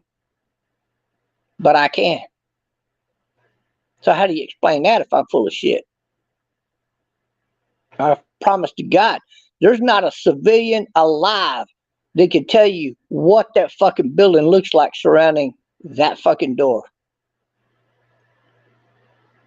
None of you can. Nitro cannot describe what that building looks like. Because to get it through those fucking doors, or just to get to those fucking doors, you're going to have top secret fucking clearance. Way beyond anything that fucking dickhead ever had. I promise you, I guarantee it. But if you've been in the service long enough, and you know the right people, you can ask and find out whether my description of that fucking building is accurate or not. And I can tell you right now, ain't nothing but a fucking cliff and a fucking door, and there ain't no other part of the building that you're gonna fucking see. And there is one guard sitting outside. There might be more than that now, but it's inside no-go zone. That means they fire artillery rounds all around that fucking deal, just not right there.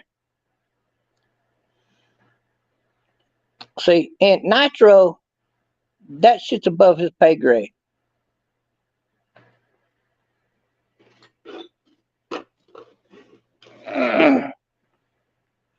So, and he might have saw action. I don't know. I don't even know the guy. I just know that I've never seen somebody that saw action run their fucking mouth like he does. He acts like one of them pogue motherfuckers. You know, one of them desk jockeys? That's what we call him.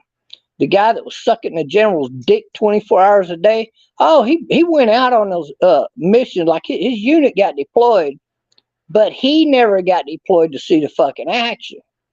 He got unitary awards, but he got no individual awards because he was too busy. The only award a guy like that can get from a general is a dick sucking award, being the best dick sucker he ever had, kind of thing. See, that's a fact. But I promise you one thing. If I'm lying, then he should be able to do the Trumpster Bob butthole challenge, huh? You goddamn right. And if I'm full of shit, there ain't no way my butthole's smaller than his butthole. But see, my butthole's intact. His ain't. He had to do like everybody else that's ever joined the military, bend over and have a doctor stick his fucking finger up your ass and feel around in there, both sides all the way around. Make sure you didn't have any funny feeling little weird things going up in your butthole. So he's used to doing the Trumpster Bob butthole challenge, right? He's already done it more than once. Only in this situation, it's even easier for him to do. Because all he's got to do is bend over and spread them just like he did in front of that fucking stranger that stuck his finger up his ass. But if he does it this time, and he does it with me doing it at the same time, you're going to see Trumpster Bob little butthole, and then you're going to see his big fucking butthole. And then you're going to know that he is not a man of integrity because he's had a lot of dick up his fucking ass. Ain't that right, Nitro? Yeah, I'll tell you what, Nitro, I'm live streaming right now. You want to come on this fucking live stream and do the Trumpster Bob butthole challenge? I will set this fucking shit to fucking private, and only the people watching right now and the people that me and you invite to watch, I'll give them permission, can watch. But it's gonna be known once you do this that you got a blown out fucking butthole, bitch. And the only fucking reason that you got on this goddamn planet why you won't take the Trumpster Bob butthole challenge is if I'm right and you got a blown out fucking butthole, bitch. So that's where we're at with Nitro. He's scared to take the fucking butthole challenge. God forbid everybody look at his butthole and go, God damn, stick a Gatorade bottle up that motherfucker. Easy. That's the reality of things, guys. So if he's willing to take the Trumpster Bob butthole challenge, he's more than welcome to come on his live stream right now, and we can do it right fucking now.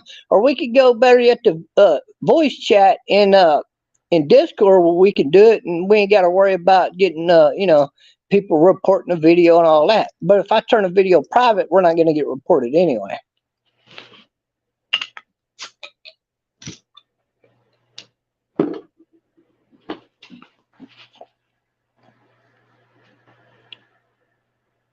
So I ain't scared of none of that shit.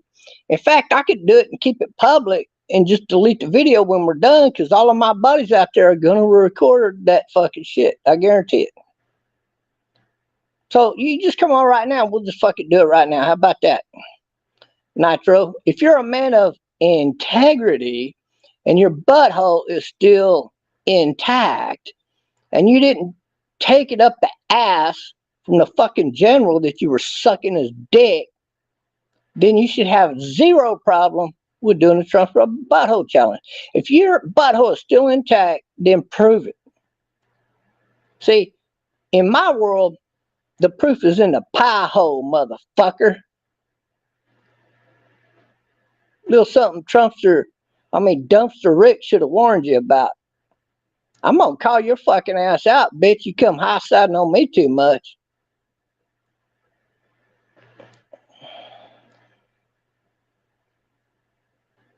Stolen valor? I've had a lot of people report me for that. I'm not arrested yet, because I done never lied on my fucking service, motherfucker. Not one fucking time. But if you want to accuse me of that, then okay, I'm going to challenge you to the Trumpster Bob butthole challenge. And if you don't have an intact butthole, you will never even take that fucking challenge, because you know better. So I win by default. Nitro's got a blown out butthole. I will bet you I could put my goddamn foot up this guy's ass with no fucking problem. I'll bet you that my foot will fit all the way up in his butthole, past my fucking ankle, and halfway to my fucking knee. With no fucking problem. Just slide right on in like it fit like a glove.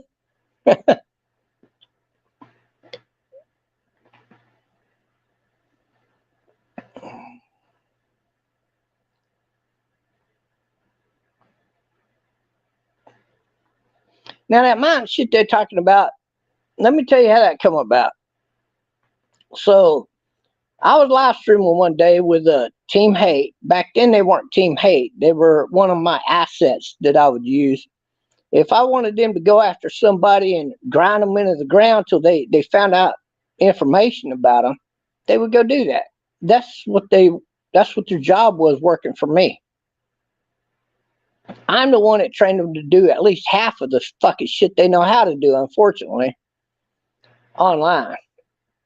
So they are good. I'm not gonna lie, they are good. Much as I don't fucking like them, they are good. They can find out shit on you you wouldn't believe they could find out on you. And they've proven that, actually, right? Since then. Probably educated a lot of you some bitches how to do a lot of that shit. But here's the thing. So they were asking me one day, what's the tallest mountain you ever skied down, Bob? And I was drunk. So I said, I don't fucking know. And I don't know, to be honest. I never looked up on map, and I don't remember how high these fucking mountains were. I never concerned myself with that. But I believe it was 26,000 foot tall mountain. It might have been a little taller. That's one of the tallest mountains in the world. And I don't remember if it was only 22,000. I just know it was over 20,000. And I had to be delivered by jet. And it had to be a halo jump. Static jump would never, ever land you safely on top of that fucking mountain. So you have to land on top to get rid of your chute, take all that shit off, and then make sure you're suited up right. Put your fucking skis on and ski down. Actually, I slalom down that mountain. A lot of guys, Van Diesel, when he took that mountain, he did it on skis. I didn't do it on a fucking ski. I did it on a slalom board. And I used a Kevlar back vest because of the, you know, if you think shit out right, if you got to lay down and dig your ski as you're going down a mountain and dig it into the snow to stop, you're gonna get back burn. So it was common sense. So I asked for them to make a back pad for me. So they did. It was a really thin layer of Kevlar that I just had on my back. And what that did was simply allow me to arch my back down on it and rub my skis down into the snow. That's a long fucking ride, man. And you're hauling ass down there. It takes a lot of fucking digging in with your skis or your slalom board in order to stop your fucking fall, to stop your momentum, to bring you to a stop. But I will say that movie Triple X was spot on everything that took place with that event. And when I seen that movie, I was shocked because they're actually using real life shit that people do in real life and turn them into fucking movies like that. And they do that shit. And I was like, wow, I don't get no fucking money for it. No, all I ever did was I was in a service, I did a fucking assignment, and here I am.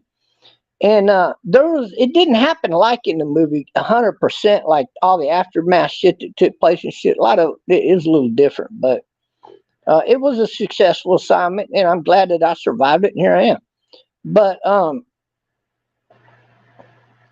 yeah, so I was drunk as fuck one night, and so one of them guys asked me that question, how tall was the mountain, Bob? And I said, 50,000 feet.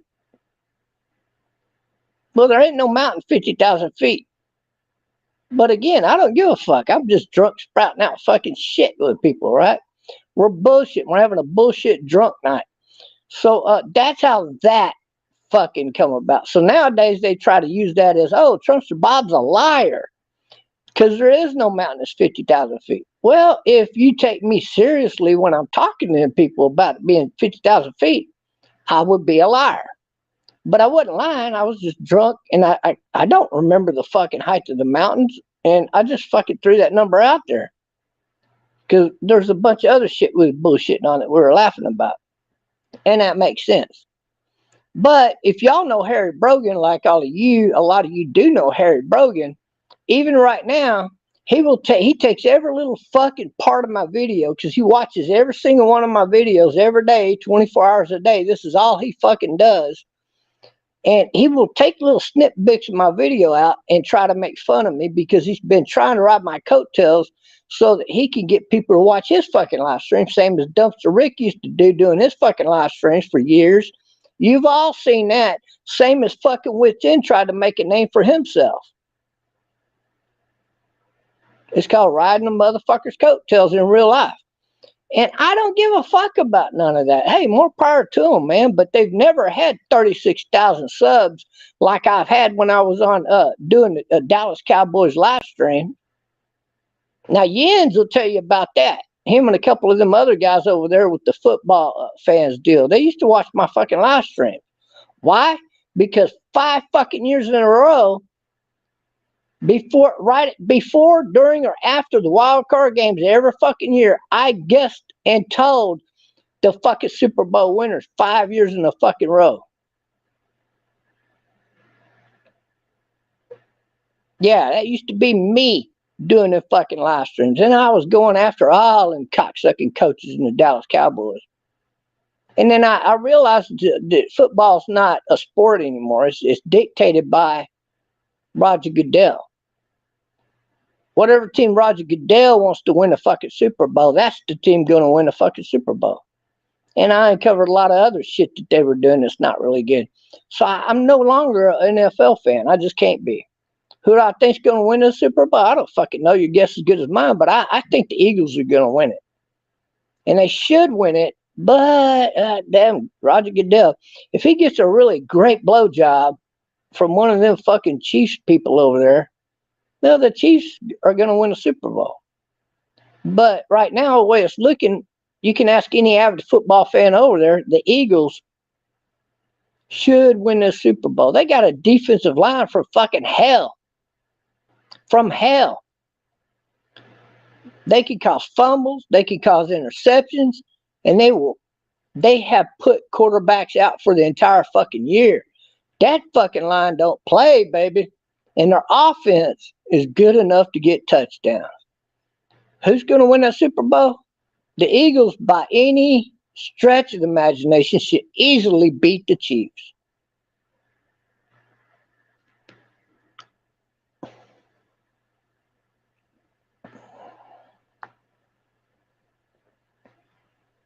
Oh, Delmar, I'm 100% real, brother. I got friends that'll come on my live stream that I grew up with since like 7th grade. I got a friend since I've known since in the summer between 6th and 7th grade. I actually met him, but we became friends in the 7th grade, 8th grade, and we've been lifelong friends who served 28 years in the military. This guy's worked on every fucking helicopter and top secret type of jets that had anything to do with their scenario of play for where he was assigned. And this guy was assigned to scene action way before all that fucking Afghanistan bullshit. And he'll come on here right now and tell you, I don't fucking lie. Well, if he's available. But I'd have to contact him ahead of time, all that shit. But anyway, I got friends. I mean, the people that seen people that know me online, they know I don't lie, and I ain't never lied to people, and I'm not full of shit. I am the guy that did the very first flagways on the overpasses for Donald Trump, and that shit caught on like wildfire. And I am the guy that ran the Trump Underground over there on Facebook. That never got shut down until I went after Mark Zuckerberg. When he talked about, he was thinking about running for president, and I outed that motherfucker like a bitch. And he got mad, and I wasn't allowed back on Facebook for like 2.5 fucking years. And if I go over there with the Trumpster Bob name, he won't allow that name. But he has allowed me under with my regular names, and he since, got over being exposed by Trumpster Bob.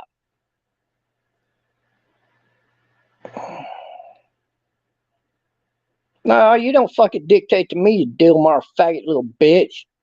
I ain't got to expose somebody because you want my friend's info. If he ever decides to come up here on my live stream, he will. You don't dictate shit to me, motherfucker.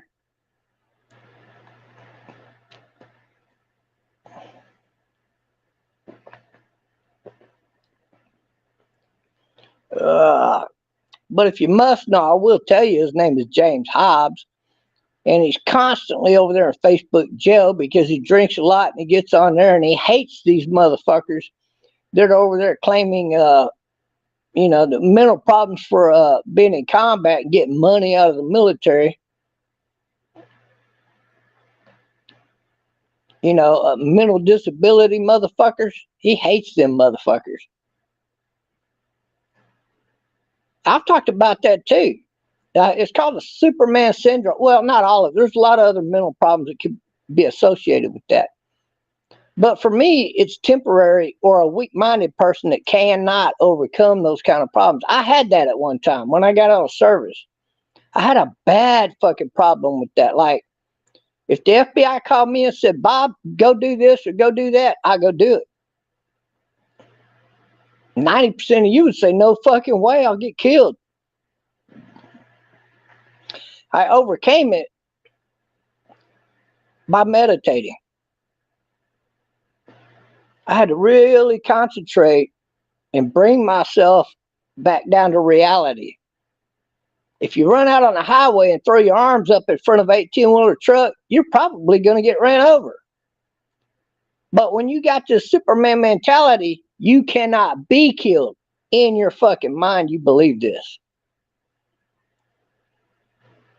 And so you're not scared of any fucking thing. See? And people can't sleep at night because of shit that they seen. That is true. It does happen. I don't believe it's lifelong. I don't believe it lasts forever.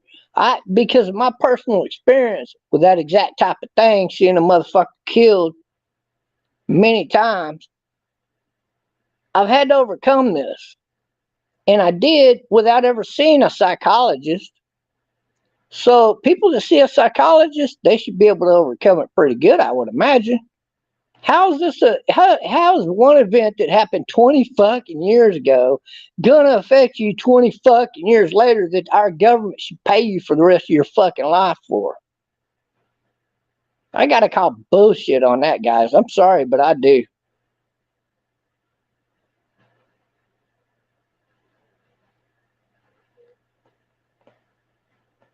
I don't think James was born in White Settlement. Sorry.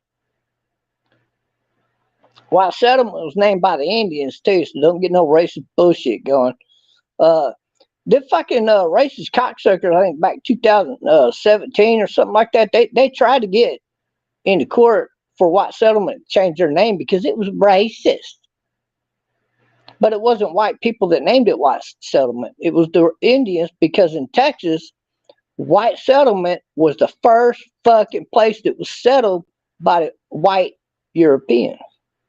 So the Indians called it the White Settlement, and it became known as White Settlement, Texas.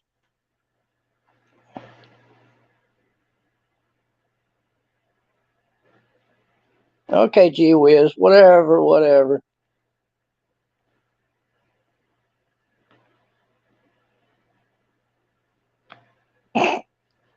Oh yeah, stolen valor. It's funny, I've been telling this story for over 20 years, but nobody's ever got me on stolen valor, isn't it? And I'll keep telling these fucking stories because they're true. Now, some stories I can't tell you, I think even to this day they would put me in Leavenworth for. Now, if Nitro knows anything about top secret work, he knows that.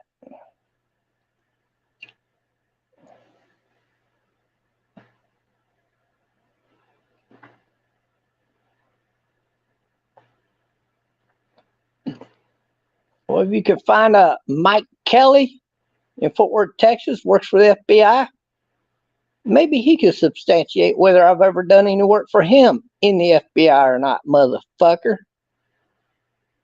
See, I know people, and I can name a lot of fucking names, but I'm only going to do certain ones.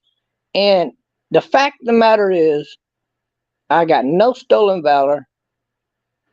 I am a man who does have pride 100%, and I can back it up, but none of you can. You can never prove me wrong about shit. You're never going to get me arrested on bullshit. Because it's true. That's got to suck for you. That has really got to suck for you, doesn't it? So I'm going to sit back over the next several months and laugh at you motherfuckers because you just weren't able to get me on stolen valor.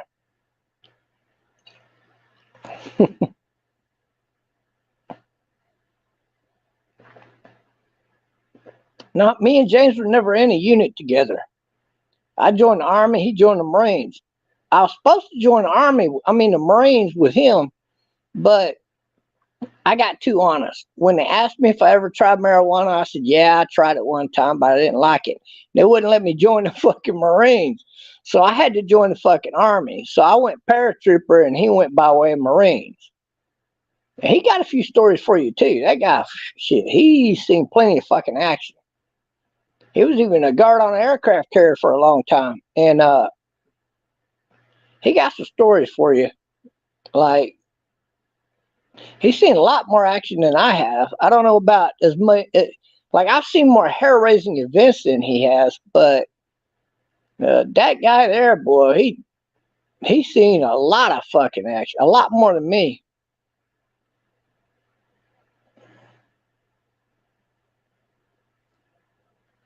Okay, Nitro, whatever. He's a dumb motherfucker. That's what you is. You crack me up. How many drop zones are in Fort Bragg, dumbass? It ain't 5. It's only 3. There was 5 when I was in. They shut down 1 when I was already in. And then right after I got out, they shut down the other one. One was too small, one had too many trees. You don't know about being parachuted out in a static jump and then landing in a fucking tree, do you? No, you don't know shit about that.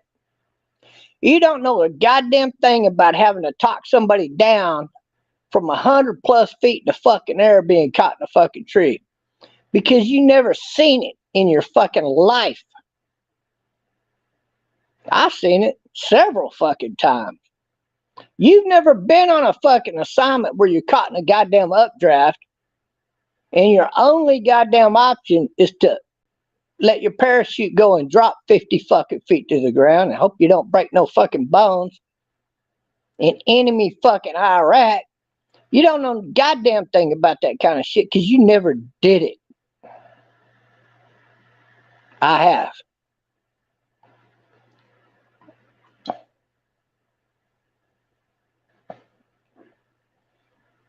But if I'm wrong, Nitro, and you're a man of integrity, bring your fucking ass on. Let's both bend over and spread them butt cheeks. I guarantee you, Nitro, you're a lying piece of shit. And your butthole is big enough I can put my fucking hand in like that with ease. You got a blown out butthole, don't you? Nitro, the blown out butthole faggot piece of shit. That's you, Nitro. You got a blown out booty hole from Wonderland. See, my butthole's intact. I never had no dick up my ass like you. I can tell by the way you were sitting when I first laid eyes on you that you've had a lot of dick up your ass. You the poop sheep hillbilly fucking champion of where the fucking state you're from, huh? I'll bet you I can put my fucking leg up your ass. Easy.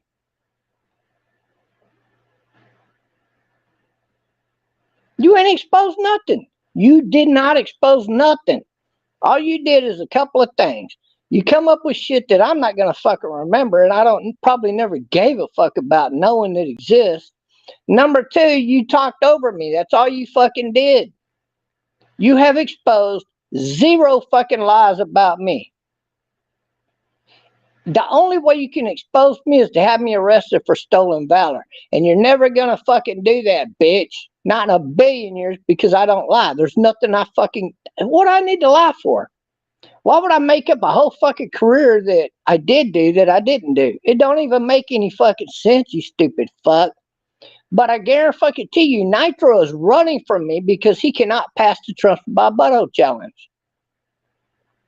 I'll bet you your butthole's so big I could put a Gatorade bottle up that motherfucker.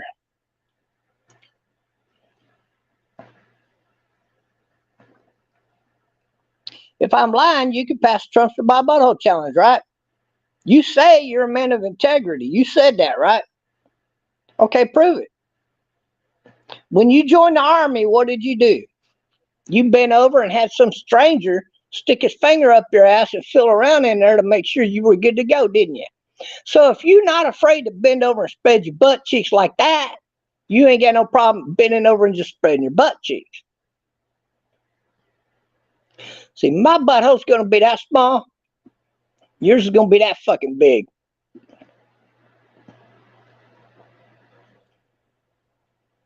Oh, you could try that gay game all you want. It's not going to work. This is a straight man's challenge right here. I'm the straight man. I've shown my butthole many a times, and everybody over at Kermit Friends knows for a fact I got an intact butthole. So, if you claim you got an intact butthole and I call you out, if you don't show it, everybody knows you got a blown out fucking sphincter, bitch.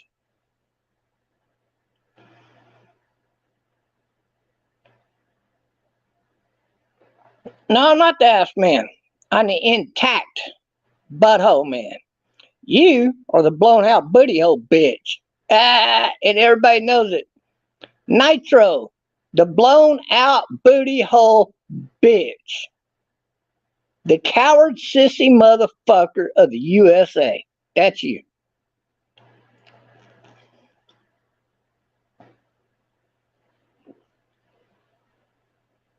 I'm not getting near your butthole. but you're afraid to spread your butt cheeks and prove that you're still intact. You ain't got no integrity, bitch, if you can't take the Trumpster Bob Butthole Challenge and pass it. Yins passed it. There was another guy that kind of passed it. He likes to overdose on that fentanyl 24/7, and everybody in our community knows who he is. He stuck a French fry up his ass. But he made like I don't know, $1,000 or $2,000 on the challenge doing it, sticking a French fry up his ass. I forgot his name. Somebody help me with his name. I can't remember that guy's name. But Nitro can't pass that test because he don't have a hole that big. He got a hole that fucking big. Like the second that you bend over, everybody's gonna know you're a blown out faggot little bitch. It's not easy exposing me. You haven't exposed nothing. My stories will never change. They never have. They've always been the same. I used to go on secret assignments and go rescue people and bring back objects that didn't belong in certain countries. You never have. You've never been on two-man operations because you operated with a bigger company, for example. Like you, the smallest event you've ever probably seen in your life was with an entire squadron. And that's it. You don't know shit. You don't know nothing. You're full of fucking crap. And nobody believes your bullshit because you're just a fucking character assassinating mouth. That's all you are. You're a bullshit artist. In fact, I think we need to learn your real fucking name so I can go look up your real fucking record and have you fucking arrested for lying about your military career, motherfucker.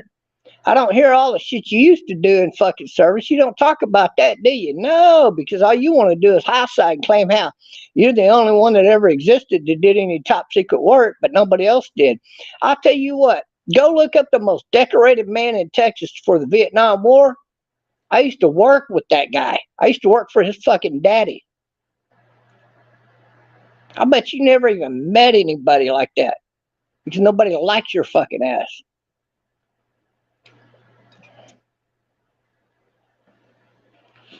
I'm not mad at all, Nitro. You cannot pass the Trumpster Bob Butthole Challenge because your butthole is that fucking big. I'll bet you I could put my arm in there like that. Like this. Roll my fucking little arm, my hand around up in there like that, right?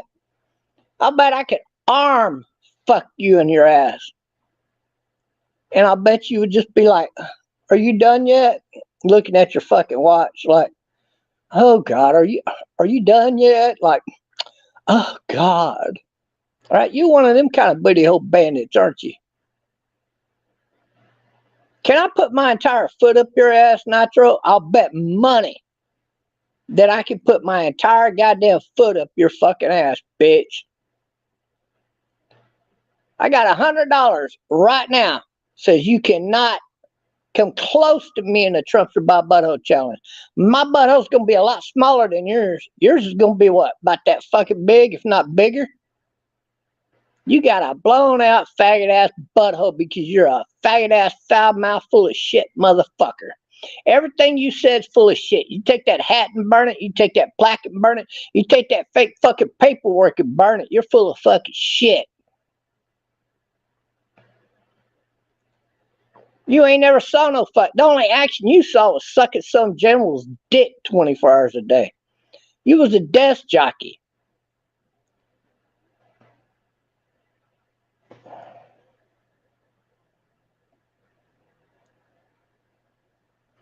That's not true. No. Audie Murphy was not in the Vietnam War, you stupid fuck.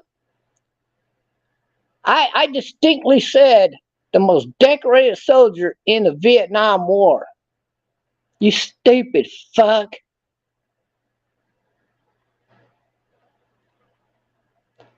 God, you guys are stupid. Y'all just make shit up as you go, right? And you think it's funny? Everybody knows that you're a bunch of fucking losers. Y'all probably a couple of little dick-sucking buddies that all live together at the same house, right? You go around sucking each other's dick and high-siding on everybody else, thinking you're somebody, but you're nobodies. All of you's a bunch of nobodies. You're a bunch of gay faggot fucking pussy motherfuckers. I gave you my address. You won't even come visit me. You won't even take the Trumpster Bob butthole challenge because you'll expose yourself as a faggot with a blown out butthole. That's it. That's all y'all are. You're nobodies. God, what a waste of time y'all are.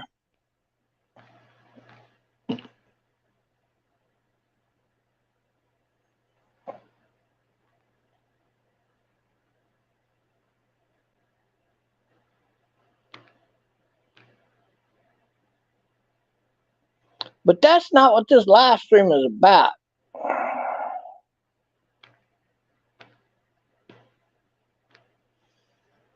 See, that's not what this live stream is about, is all you booty hole dick bandits out there. But y'all can go bye-bye. Because you're on my channel, motherfucker. I control this over here. This ain't where you brought me into some live stream setup so you could try to ambush me to try to make me look out like some kind of liar. It don't work that way, you butthole fucking dick bandit. Nitro, the blown out booty hole faggot. That's what he is. Nitro, the blown out booty hole faggot. Nobody sees your comments, Nitro. You've been blocked. You didn't know that? You're so fucking stupid. Sorry, buddy, but yeah, you need to fucking go get a life because you're a fucking dimwit dipshit motherfucker.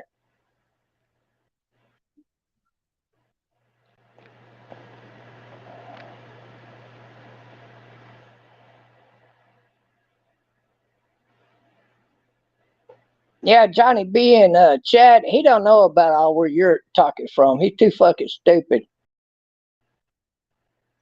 This is just a guy that's trying to high side coattails so he can get famous on YouTube. But he's easy to fucking call out. All you gotta do is tell him bend over and show your butthole, and he can't do it. Unless he's trying to be the most famous faggot on the fucking planet. But I will say this, Dumpster Rick is a child molesting bitch, and he was fucking his son and he's fucking his daughter before his son came out of fucking high school, queer as a $3 bill. That's a fact. So you keep listening to these fucking losers from Team Hate. It's not going to get you anywhere. And let's talk about John, Dumpster Rick's best fucking friend. He got caught jacking off behind his red barn to not his wife, Erica, and he was so upset over the fact he couldn't even get a hard on. He was jacking off his limp dick. John got a limp dick. He'd been having one for years. Just like Rick, who had 3 heart attacks coming after me. And I'm the reason his fucking wife left his fucking ass, bitch. So Nitro, before you go following all these cocksuckers that done got you into this, butthole problem you're in, where you can't show your butthole because everybody knows you're a faggot with a blown out butthole. But I'll tell you what, you might need to know about them first. Stupid motherfucker.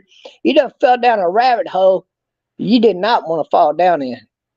Because I will own your fucking ass on this for us for our fucking lives. Keep coming at me wrong, bitch. 2 things you gotta remember. You're never gonna face me man to man because you know I'll beat the fucking shit out of you. Number 1.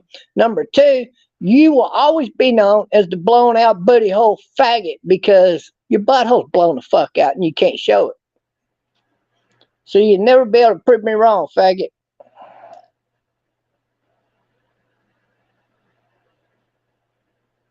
No, not the way it is, gee whiz. Is that Witz? Oh, Witz, you got the cancer, bro. You're dying. Witz has got cancer. You know, the San Francisco treat. Toot, toot. He got cancer. That little faggot motherfucker got cancer.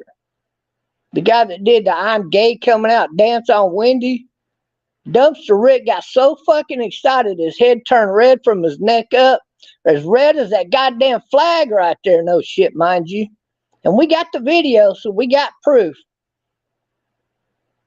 reached down and under the desk and started jacking off. Started jacking off to another man doing his gay dance. That dumpster Rick.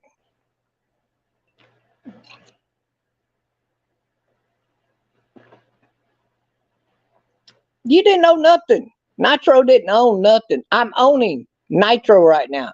Until Nitro can bend over and spread his fucking butt cheeks and prove that his butthole's intact, I'm going to own that motherfucker because he's a faggot with a blown out butthole. He's got no goddamn integrity. He's got no goddamn pride. He's got no goddamn anything of self-esteem because he's a faggot.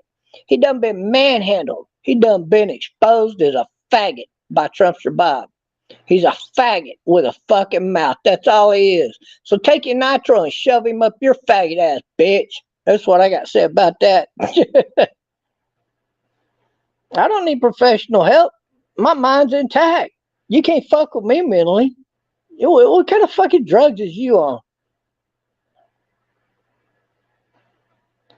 I don't care where you expose my record. You don't have my first enlistment. My first enlistment is where I did everything. My second enlistment, I just ended up in a bad unit and got the fuck out by choice. I chose to get out. That's why they couldn't give me nothing less than other than honorable discharge. I got one honorable. I got one other than honorable. I can still get any benefits in the military you can, you fucking idiot. Because I have an honorable discharge. Now, anybody that's a washout in the military, they don't even get a general. They get a other than honorable discharge. Lower than a general discharge. See, here's where you're going to run into problems against anybody who's been in the military who knows better. I opted to get out. So you can go take that and stick it straight up your blown out fucking butthole, faggot. Yeah.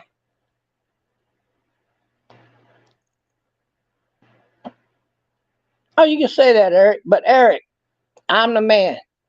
I'm the man who's been in the most top secret unit on the planet Earth, and you don't know anybody that's been in that unit, and you're jealous. I'll tell you what, Eric, I think you got a blown out butthole, so how about I challenge you to the Trumpster Bob butthole challenge? Do you have, is your butthole still intact? No, it's not. You got a blown out fucking butthole, don't you? I'll bet you I could put this can up in your butthole, or that bottle, I mean, like that. I bet it'll just slide right on in with no fucking problem, huh? See, I know a guy named Jeremy Harrell that used to high side like y'all. I looked up his fucking shit, and guess what I found? That guy tried to smuggle 1.5 pounds of pot into prison for an additional 4 fucking years on his prison term. He had 6. He had to spend 10 years in fucking prison. And of course, he finally came out and admitted it and said he used to stick a water hose up his ass to make his butthole that fucking big so that he could put marijuana up his ass in a compressed fucking prosthetic, a plastic prosthetic, stick it up his fucking ass, hoping they wouldn't find it during an anal cavity search, but they found it. That's how big your butthole is, isn't it, Eric? Your butthole's so goddamn blown out. I'll bet you could put a fucking dude's leg up your ass at 6'9".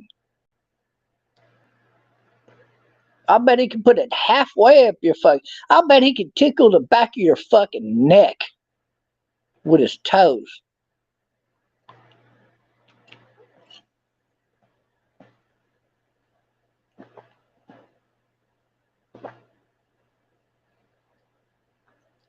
I don't get mad. I laugh at you because I look at you and just shake my head at the stupidity level that you're at. See, I know what I did in real life, and I'm going to continue to talk about those things. You, on the other hand, you don't talk about shit because you never did nothing. The only thing you got on bragging rights is how blown out your fucking butthole is.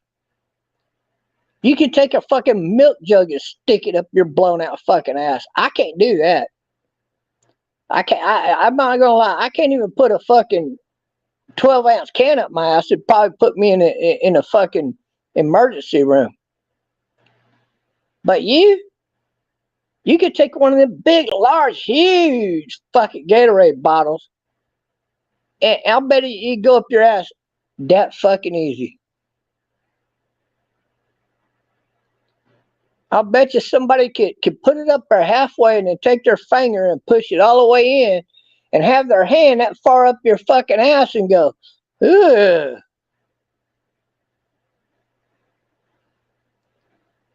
And you just be laying there like it wasn't shit. Did you put it up in there yet? Yeah, it's way the fuck up in there. Oh, okay, put another one up there, please. That's you. Blown out booty hole faggot. That's what you all are.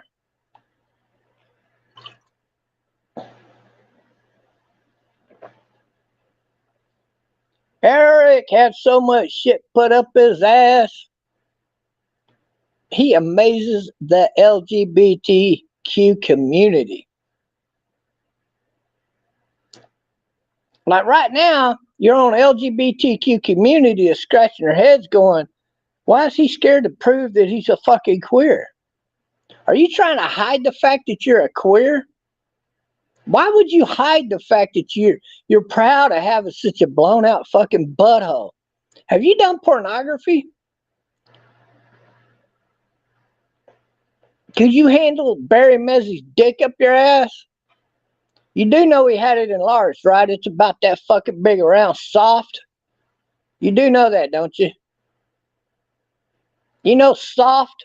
His dick is that fucking big around now. He showed us pictures over on Kermit Friends Discord, so we know how big his dick is. He got a huge fucking cock.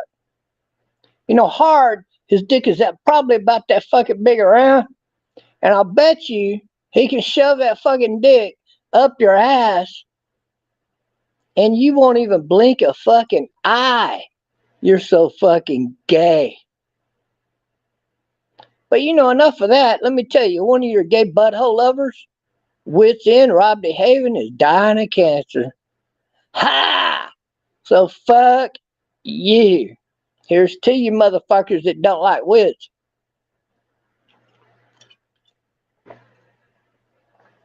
Your other booty hole butt fuck bitch, Harry Brogan, I caught him being a serial killer. He's going to prison.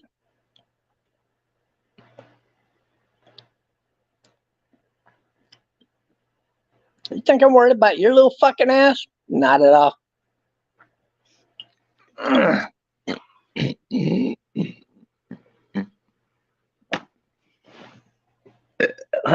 Let's sit up and burp all that shit out. I'm about ready to turn my fucking TV on and say, fuck y'all. Well, see my TV? There's my TV up on the ceiling, and that's my fucking projector about, I guess that's about 40 feet away from me on the fucking wall over there. I got two goddamn balconies. I got a wild Jaguar Rooney live in my backyard. And on the back 17 fucking acres back here, we got wild eagles. We got wild fucking falcons. We got hawks out the fucking ass.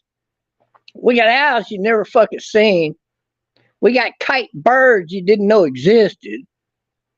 And I get to sit back and live stream that 24 hours a day. Oh, but you're somebody, right? You're somebody, and I'm full of shit. I got a golden eagle flew right down my fucking backyard. I could have hit him with a goddamn beach ball. But you motherfuckers think you know it all, don't you? You fucking joke. You're a fucking little gay fucking gang. You're one of them gay internet gangs that go around running their fucking dick suckers trying to high side on everybody. We know you. We got your fucking game. You're so goddamn outdated, you're never going to be famous for nothing other than having a blown out fucking butthole. And I got you beat there because I know Wendy Pack.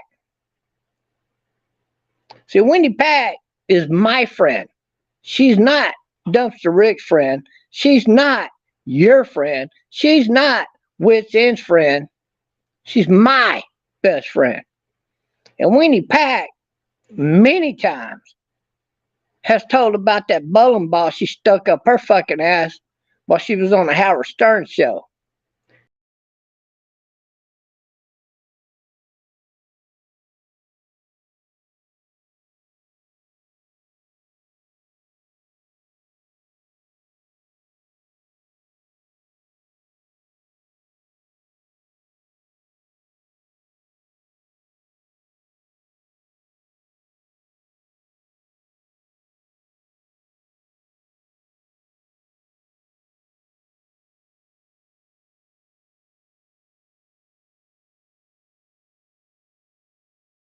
you're never going to shut me up. You're never going to shut me up. You can report 5 of my channels. By the time I get around the first one, the other fucking strike is already off. I got 1 fucking strike on 1 channel I'm working on right now. You can report my shit to your blue in the goddamn face. Go ahead. You can get a team of 36 people to do it. I've had that done plenty of times. I still beat all of you out. Because you can't stand before me and talk shit. If Nitro was a man, he would come visit me man to man. He's not a man. So let's get that straight right off. Number 2, he's not a man of integrity, because if he was, he would bend over and show everybody his intact butthole.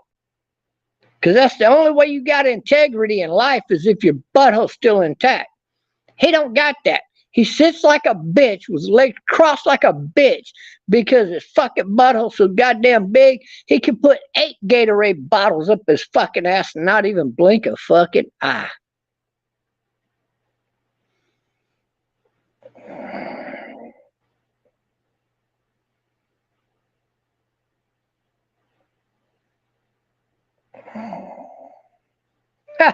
What's up, Hatchet Mouth? Ain't seen you around in a while. I love Hatchet Mouth because, you know, he speaks a lot of truth, man. See, Hatchet don't lie. He's not one of them bullshit artist motherfuckers. Hatchet comes at you with the real deal, the real fucking bullshit, the real life. And that's why I respect you back, Hatchet Mouth. And a lot of people out there like that, like so many. What I do with my beer? There it is. That's fact. These guys, man, I don't know who the fuck they think they are or who they think they're impressing. They're not impressing anybody. This ain't high school, some popularity contest. And until you cocksuckers can pass Trumpster Bob butthole challenge, you ain't about shit. You got no respect from a single goddamn motherfucker on the planet. Hold on a minute. Let me help you out with that. That was a little bitty tiny fart. But if it came out of your fag ass, it would have sounded like this.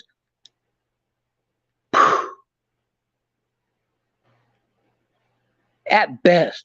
Because your butthole's so goddamn blown out, I can stick a fucking 18-pack of these Corona bottles up your fucking ass full of beer. When I fart even the tiniest little fart like that, you're gonna fucking hear it. Because see, I got something you don't. It's called an intact butthole.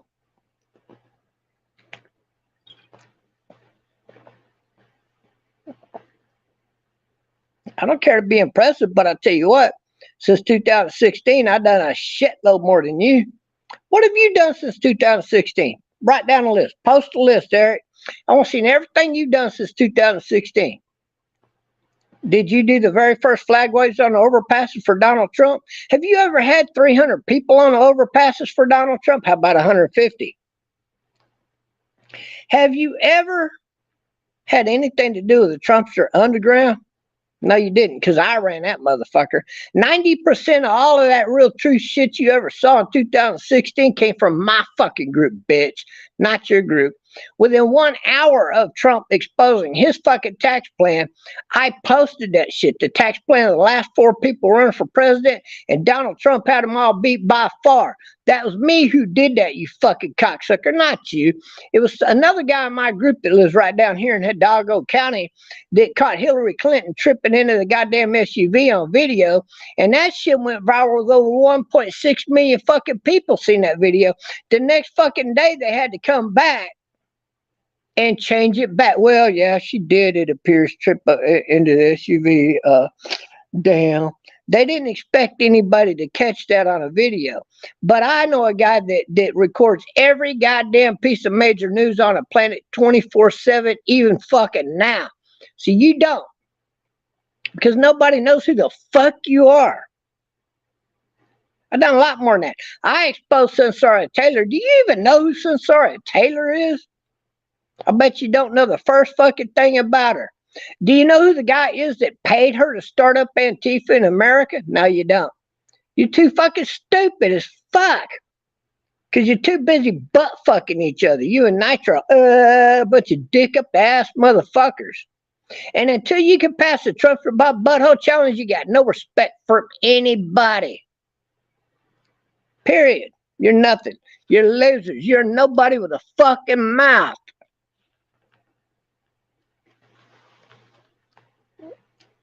You can't trigger me. I tell it how it is, motherfucker. How are you doing? Making me look good. Because I'm the guy with the virgin butthole. You're the guy with the blown out fucking butthole. And I drink out of these beer bottles. You stick them up your fucking ass. With sandpaper wrapped around them, don't you? Just so you can feel it. You said by a fucking hour ago you're still on here talking shit, faggot. Faggot, faggot, faggot. You got a blown out butthole. Boom. See? You done lost this fucking argument right there. It's over. I exposed 36 corporations and put them out of business by myself. How many did you do? None. I bet you're a fucking Democrat. That's how fucking stupid your dick sucking ass is, isn't it?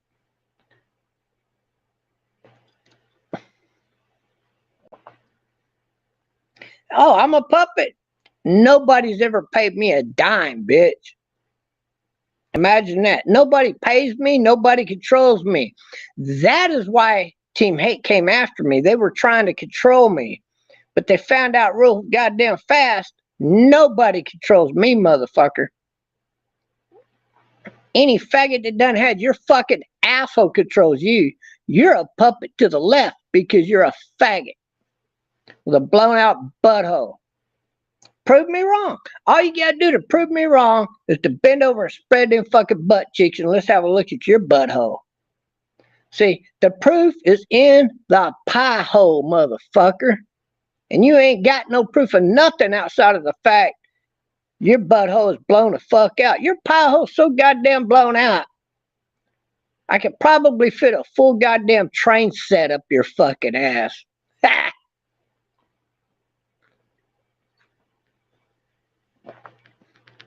I think your butt hurt because you lost. You've already lost. You ran up against the Trumpster Bob butthole challenge and you lost. I've never been no Section 8, Delmar. Sorry. You're never going to find that. But I tell you what, Delmar, I think you were Section 8, and I think you're the third fucking little fruitcake fairy motherfucker with a blown out butthole, aren't you?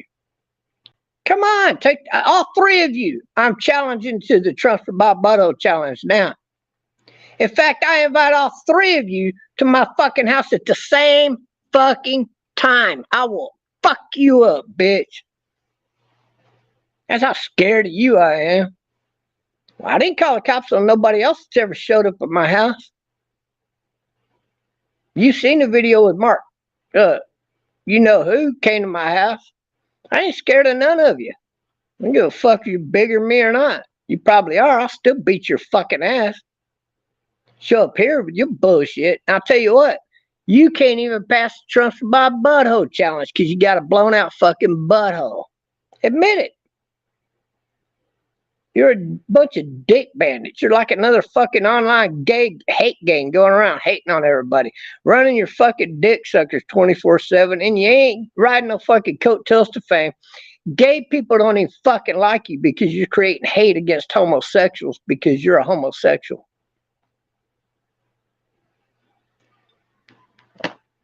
You guys done lost, man. Y'all are worthless pieces of fucking shit.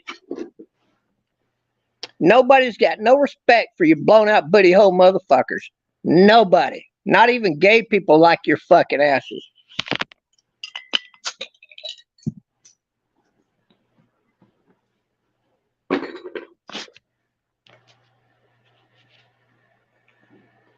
It's about 2 o'clock. I'm about ready to go check that food I fed that Jaguar Rundi.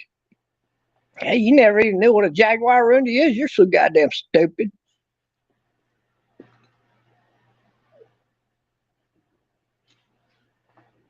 I got a black one living here with his whole family. Black one, green eye. Now, if you're really into something, maybe you'd donate a fucking drone for me to go fly around here so I could go find his family and video stream that shit. So you guys ain't into anything epic like that. You know what you're into? Butt fucking and dick sucking and high siding on the fucking internet. Cause you a bunch of dick suckers. That's all y'all are. Nitro lost. I own that motherfucker because he can't pass Trumpster Bob butthole challenge. I own Del Mar because he can't pass Trumpster Bob butthole challenge because he's got a blown out fucking butthole. I own Eric Tuber. Notice the name Tuber? Because he butt fucks other boys up the ass and he likes to take it up the ass. Only he can't have no dick please his booty hole. He's got to fucking have a foot and a leg to please his fucking butthole. Because he's a man who's a blown out booty hole faggot dick bandit.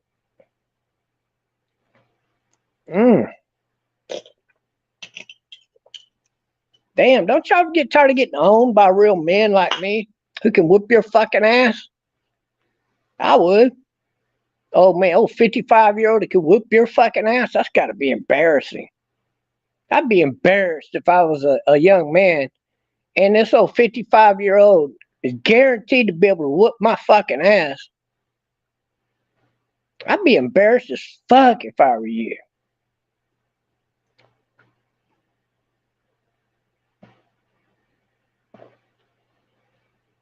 And I called you out. I called you out, motherfucker. No, Nitro didn't do nothing to me. All he did is expose that I didn't give a fuck about what the fuck ever was tanking up there. I think it was a Sherman tank's been on display there at Fort Bragg. Nobody gives a fuck about what the fuck artwork was laying around a goddamn base. Nobody that's ever done a lot of real fucking dirty work for the military would know half of this fucking shit he brought up. Nitro thought there was 5 goddamn drop zones at Fort Bragg. He lied. There's only 3. So tell me again how Nitro was right about all this shit, and I'll explain to you why Nitro is a faggot with a blown out butthole. So now I own this motherfucker from now on. Until he can show his butthole, I own that motherfucker. I own Nitro like he's my bitch. And I would own him in real life. Like, if he come got face to face with me, I would own that motherfucker.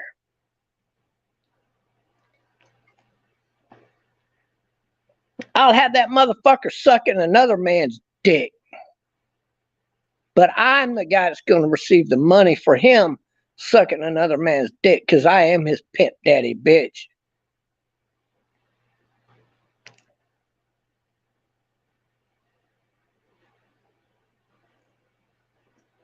No, that's not true, real deal. I don't go on to trash talk panels. Everybody known this about me for a long time. This ain't nothing new.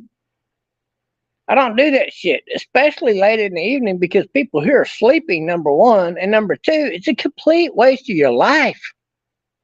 It's a complete waste of time.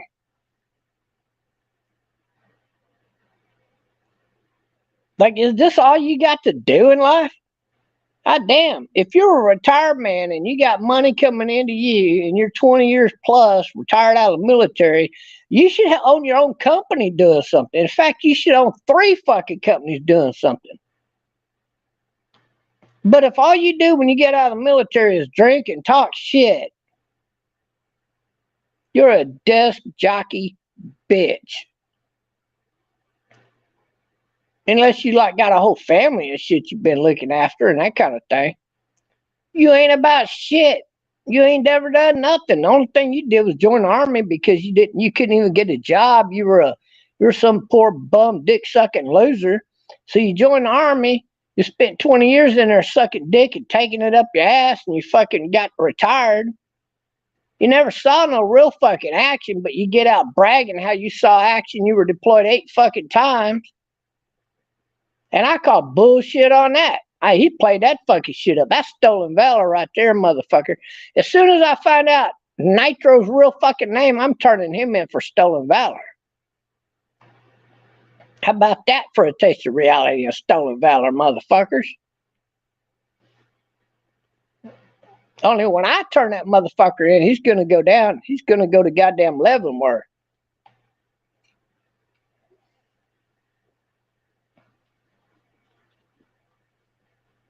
Okay, whatever. You can laugh and high sigh, whatever. Until he passes the Trumpster Bob Butthole Challenge, I am owning that motherfucker. Your hero Nitro ain't nothing but a blown out butthole bitch. That's exactly what he is. Just like you. You're a blown out butthole bitch.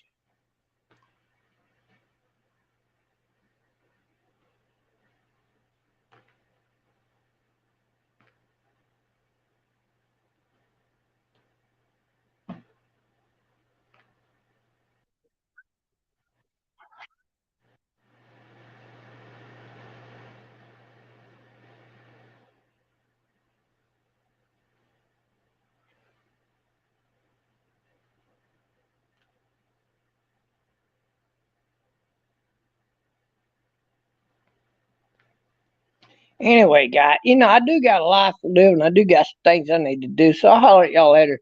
These guys are going to come in and try to attack my channel because they're a gang of stalkers.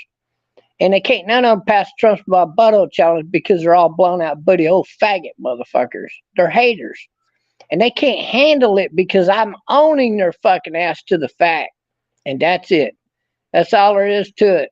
They done lost this fucking argument before we even got going. How come Nitro ain't coming on the live stream? Bring his fucking ass on the live stream. Bring him on the live stream. He won't even face me man to man because he's a scared little chicken shit little rabbit bitch. He couldn't manhandle a fucking thing. I will beat the fuck out of this motherfucker. And he knows it. You know it. And everybody knows it. He's a coward little chicken shit motherfucker. He ain't never done a goddamn thing in life outside of suck dick so he could retire out of the military. Big fucking deal. It does not impress me, guys. It does not impress me. I've seen a lot of those guys when I was in the military. They're called fucking desk jockeys.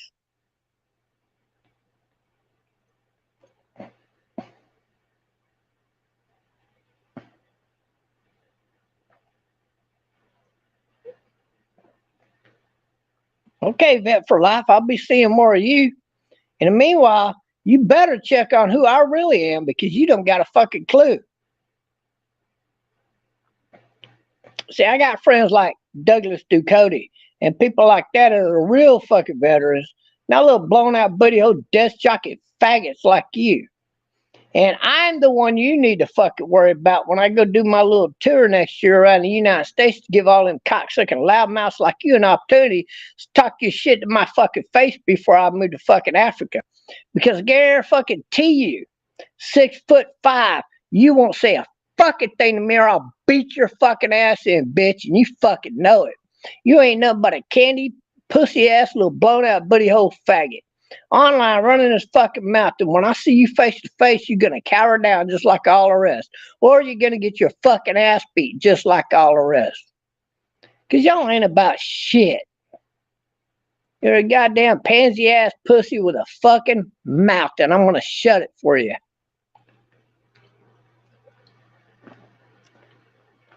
I'm not triggered. I'm just pointing out the facts, Nitro. You're a mouth and you're a blown out butthole, and that's all you're ever going to be. What have you done? What have you ever done in life besides get online and try to character assassinate people? Unsuccessfully, I might add. What have you done, Nitro? Did you do anything to help Trump get elected? No, you didn't, did you? You weren't even ever heard of back then, were you?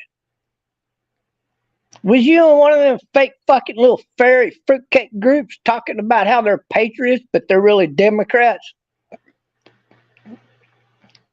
Probably.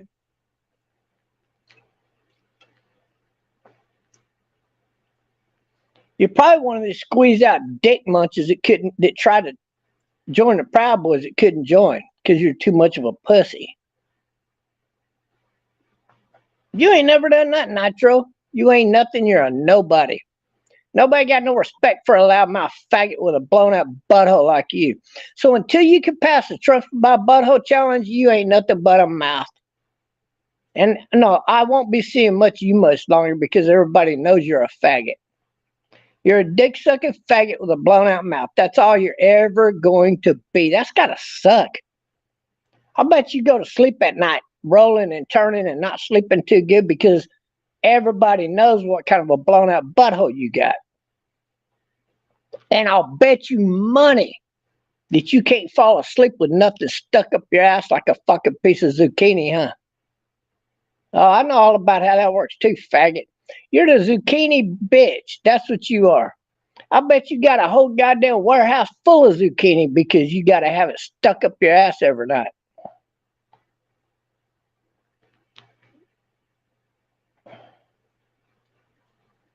I don't get mad, Nitro. I just think it's sad that people like you exist to this extreme. You never saw no combat. I doubt you even retired from the fucking military, but if you did, you were definitely a sucking some general's dick so that you could fucking retire. You definitely got a blown out fucking butthole. I feel sorry for you, guy.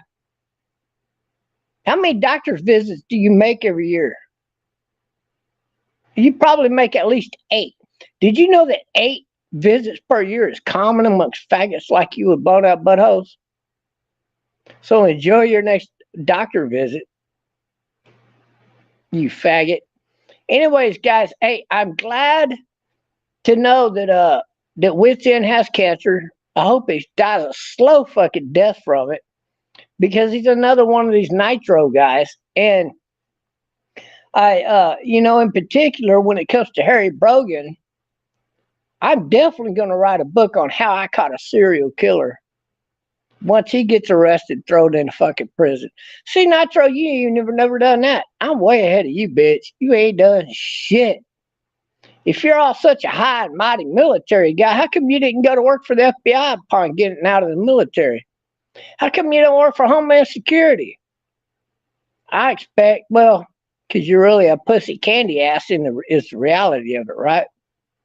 Yeah, you ain't never done a fraction of what I ever done, bitch. You never will.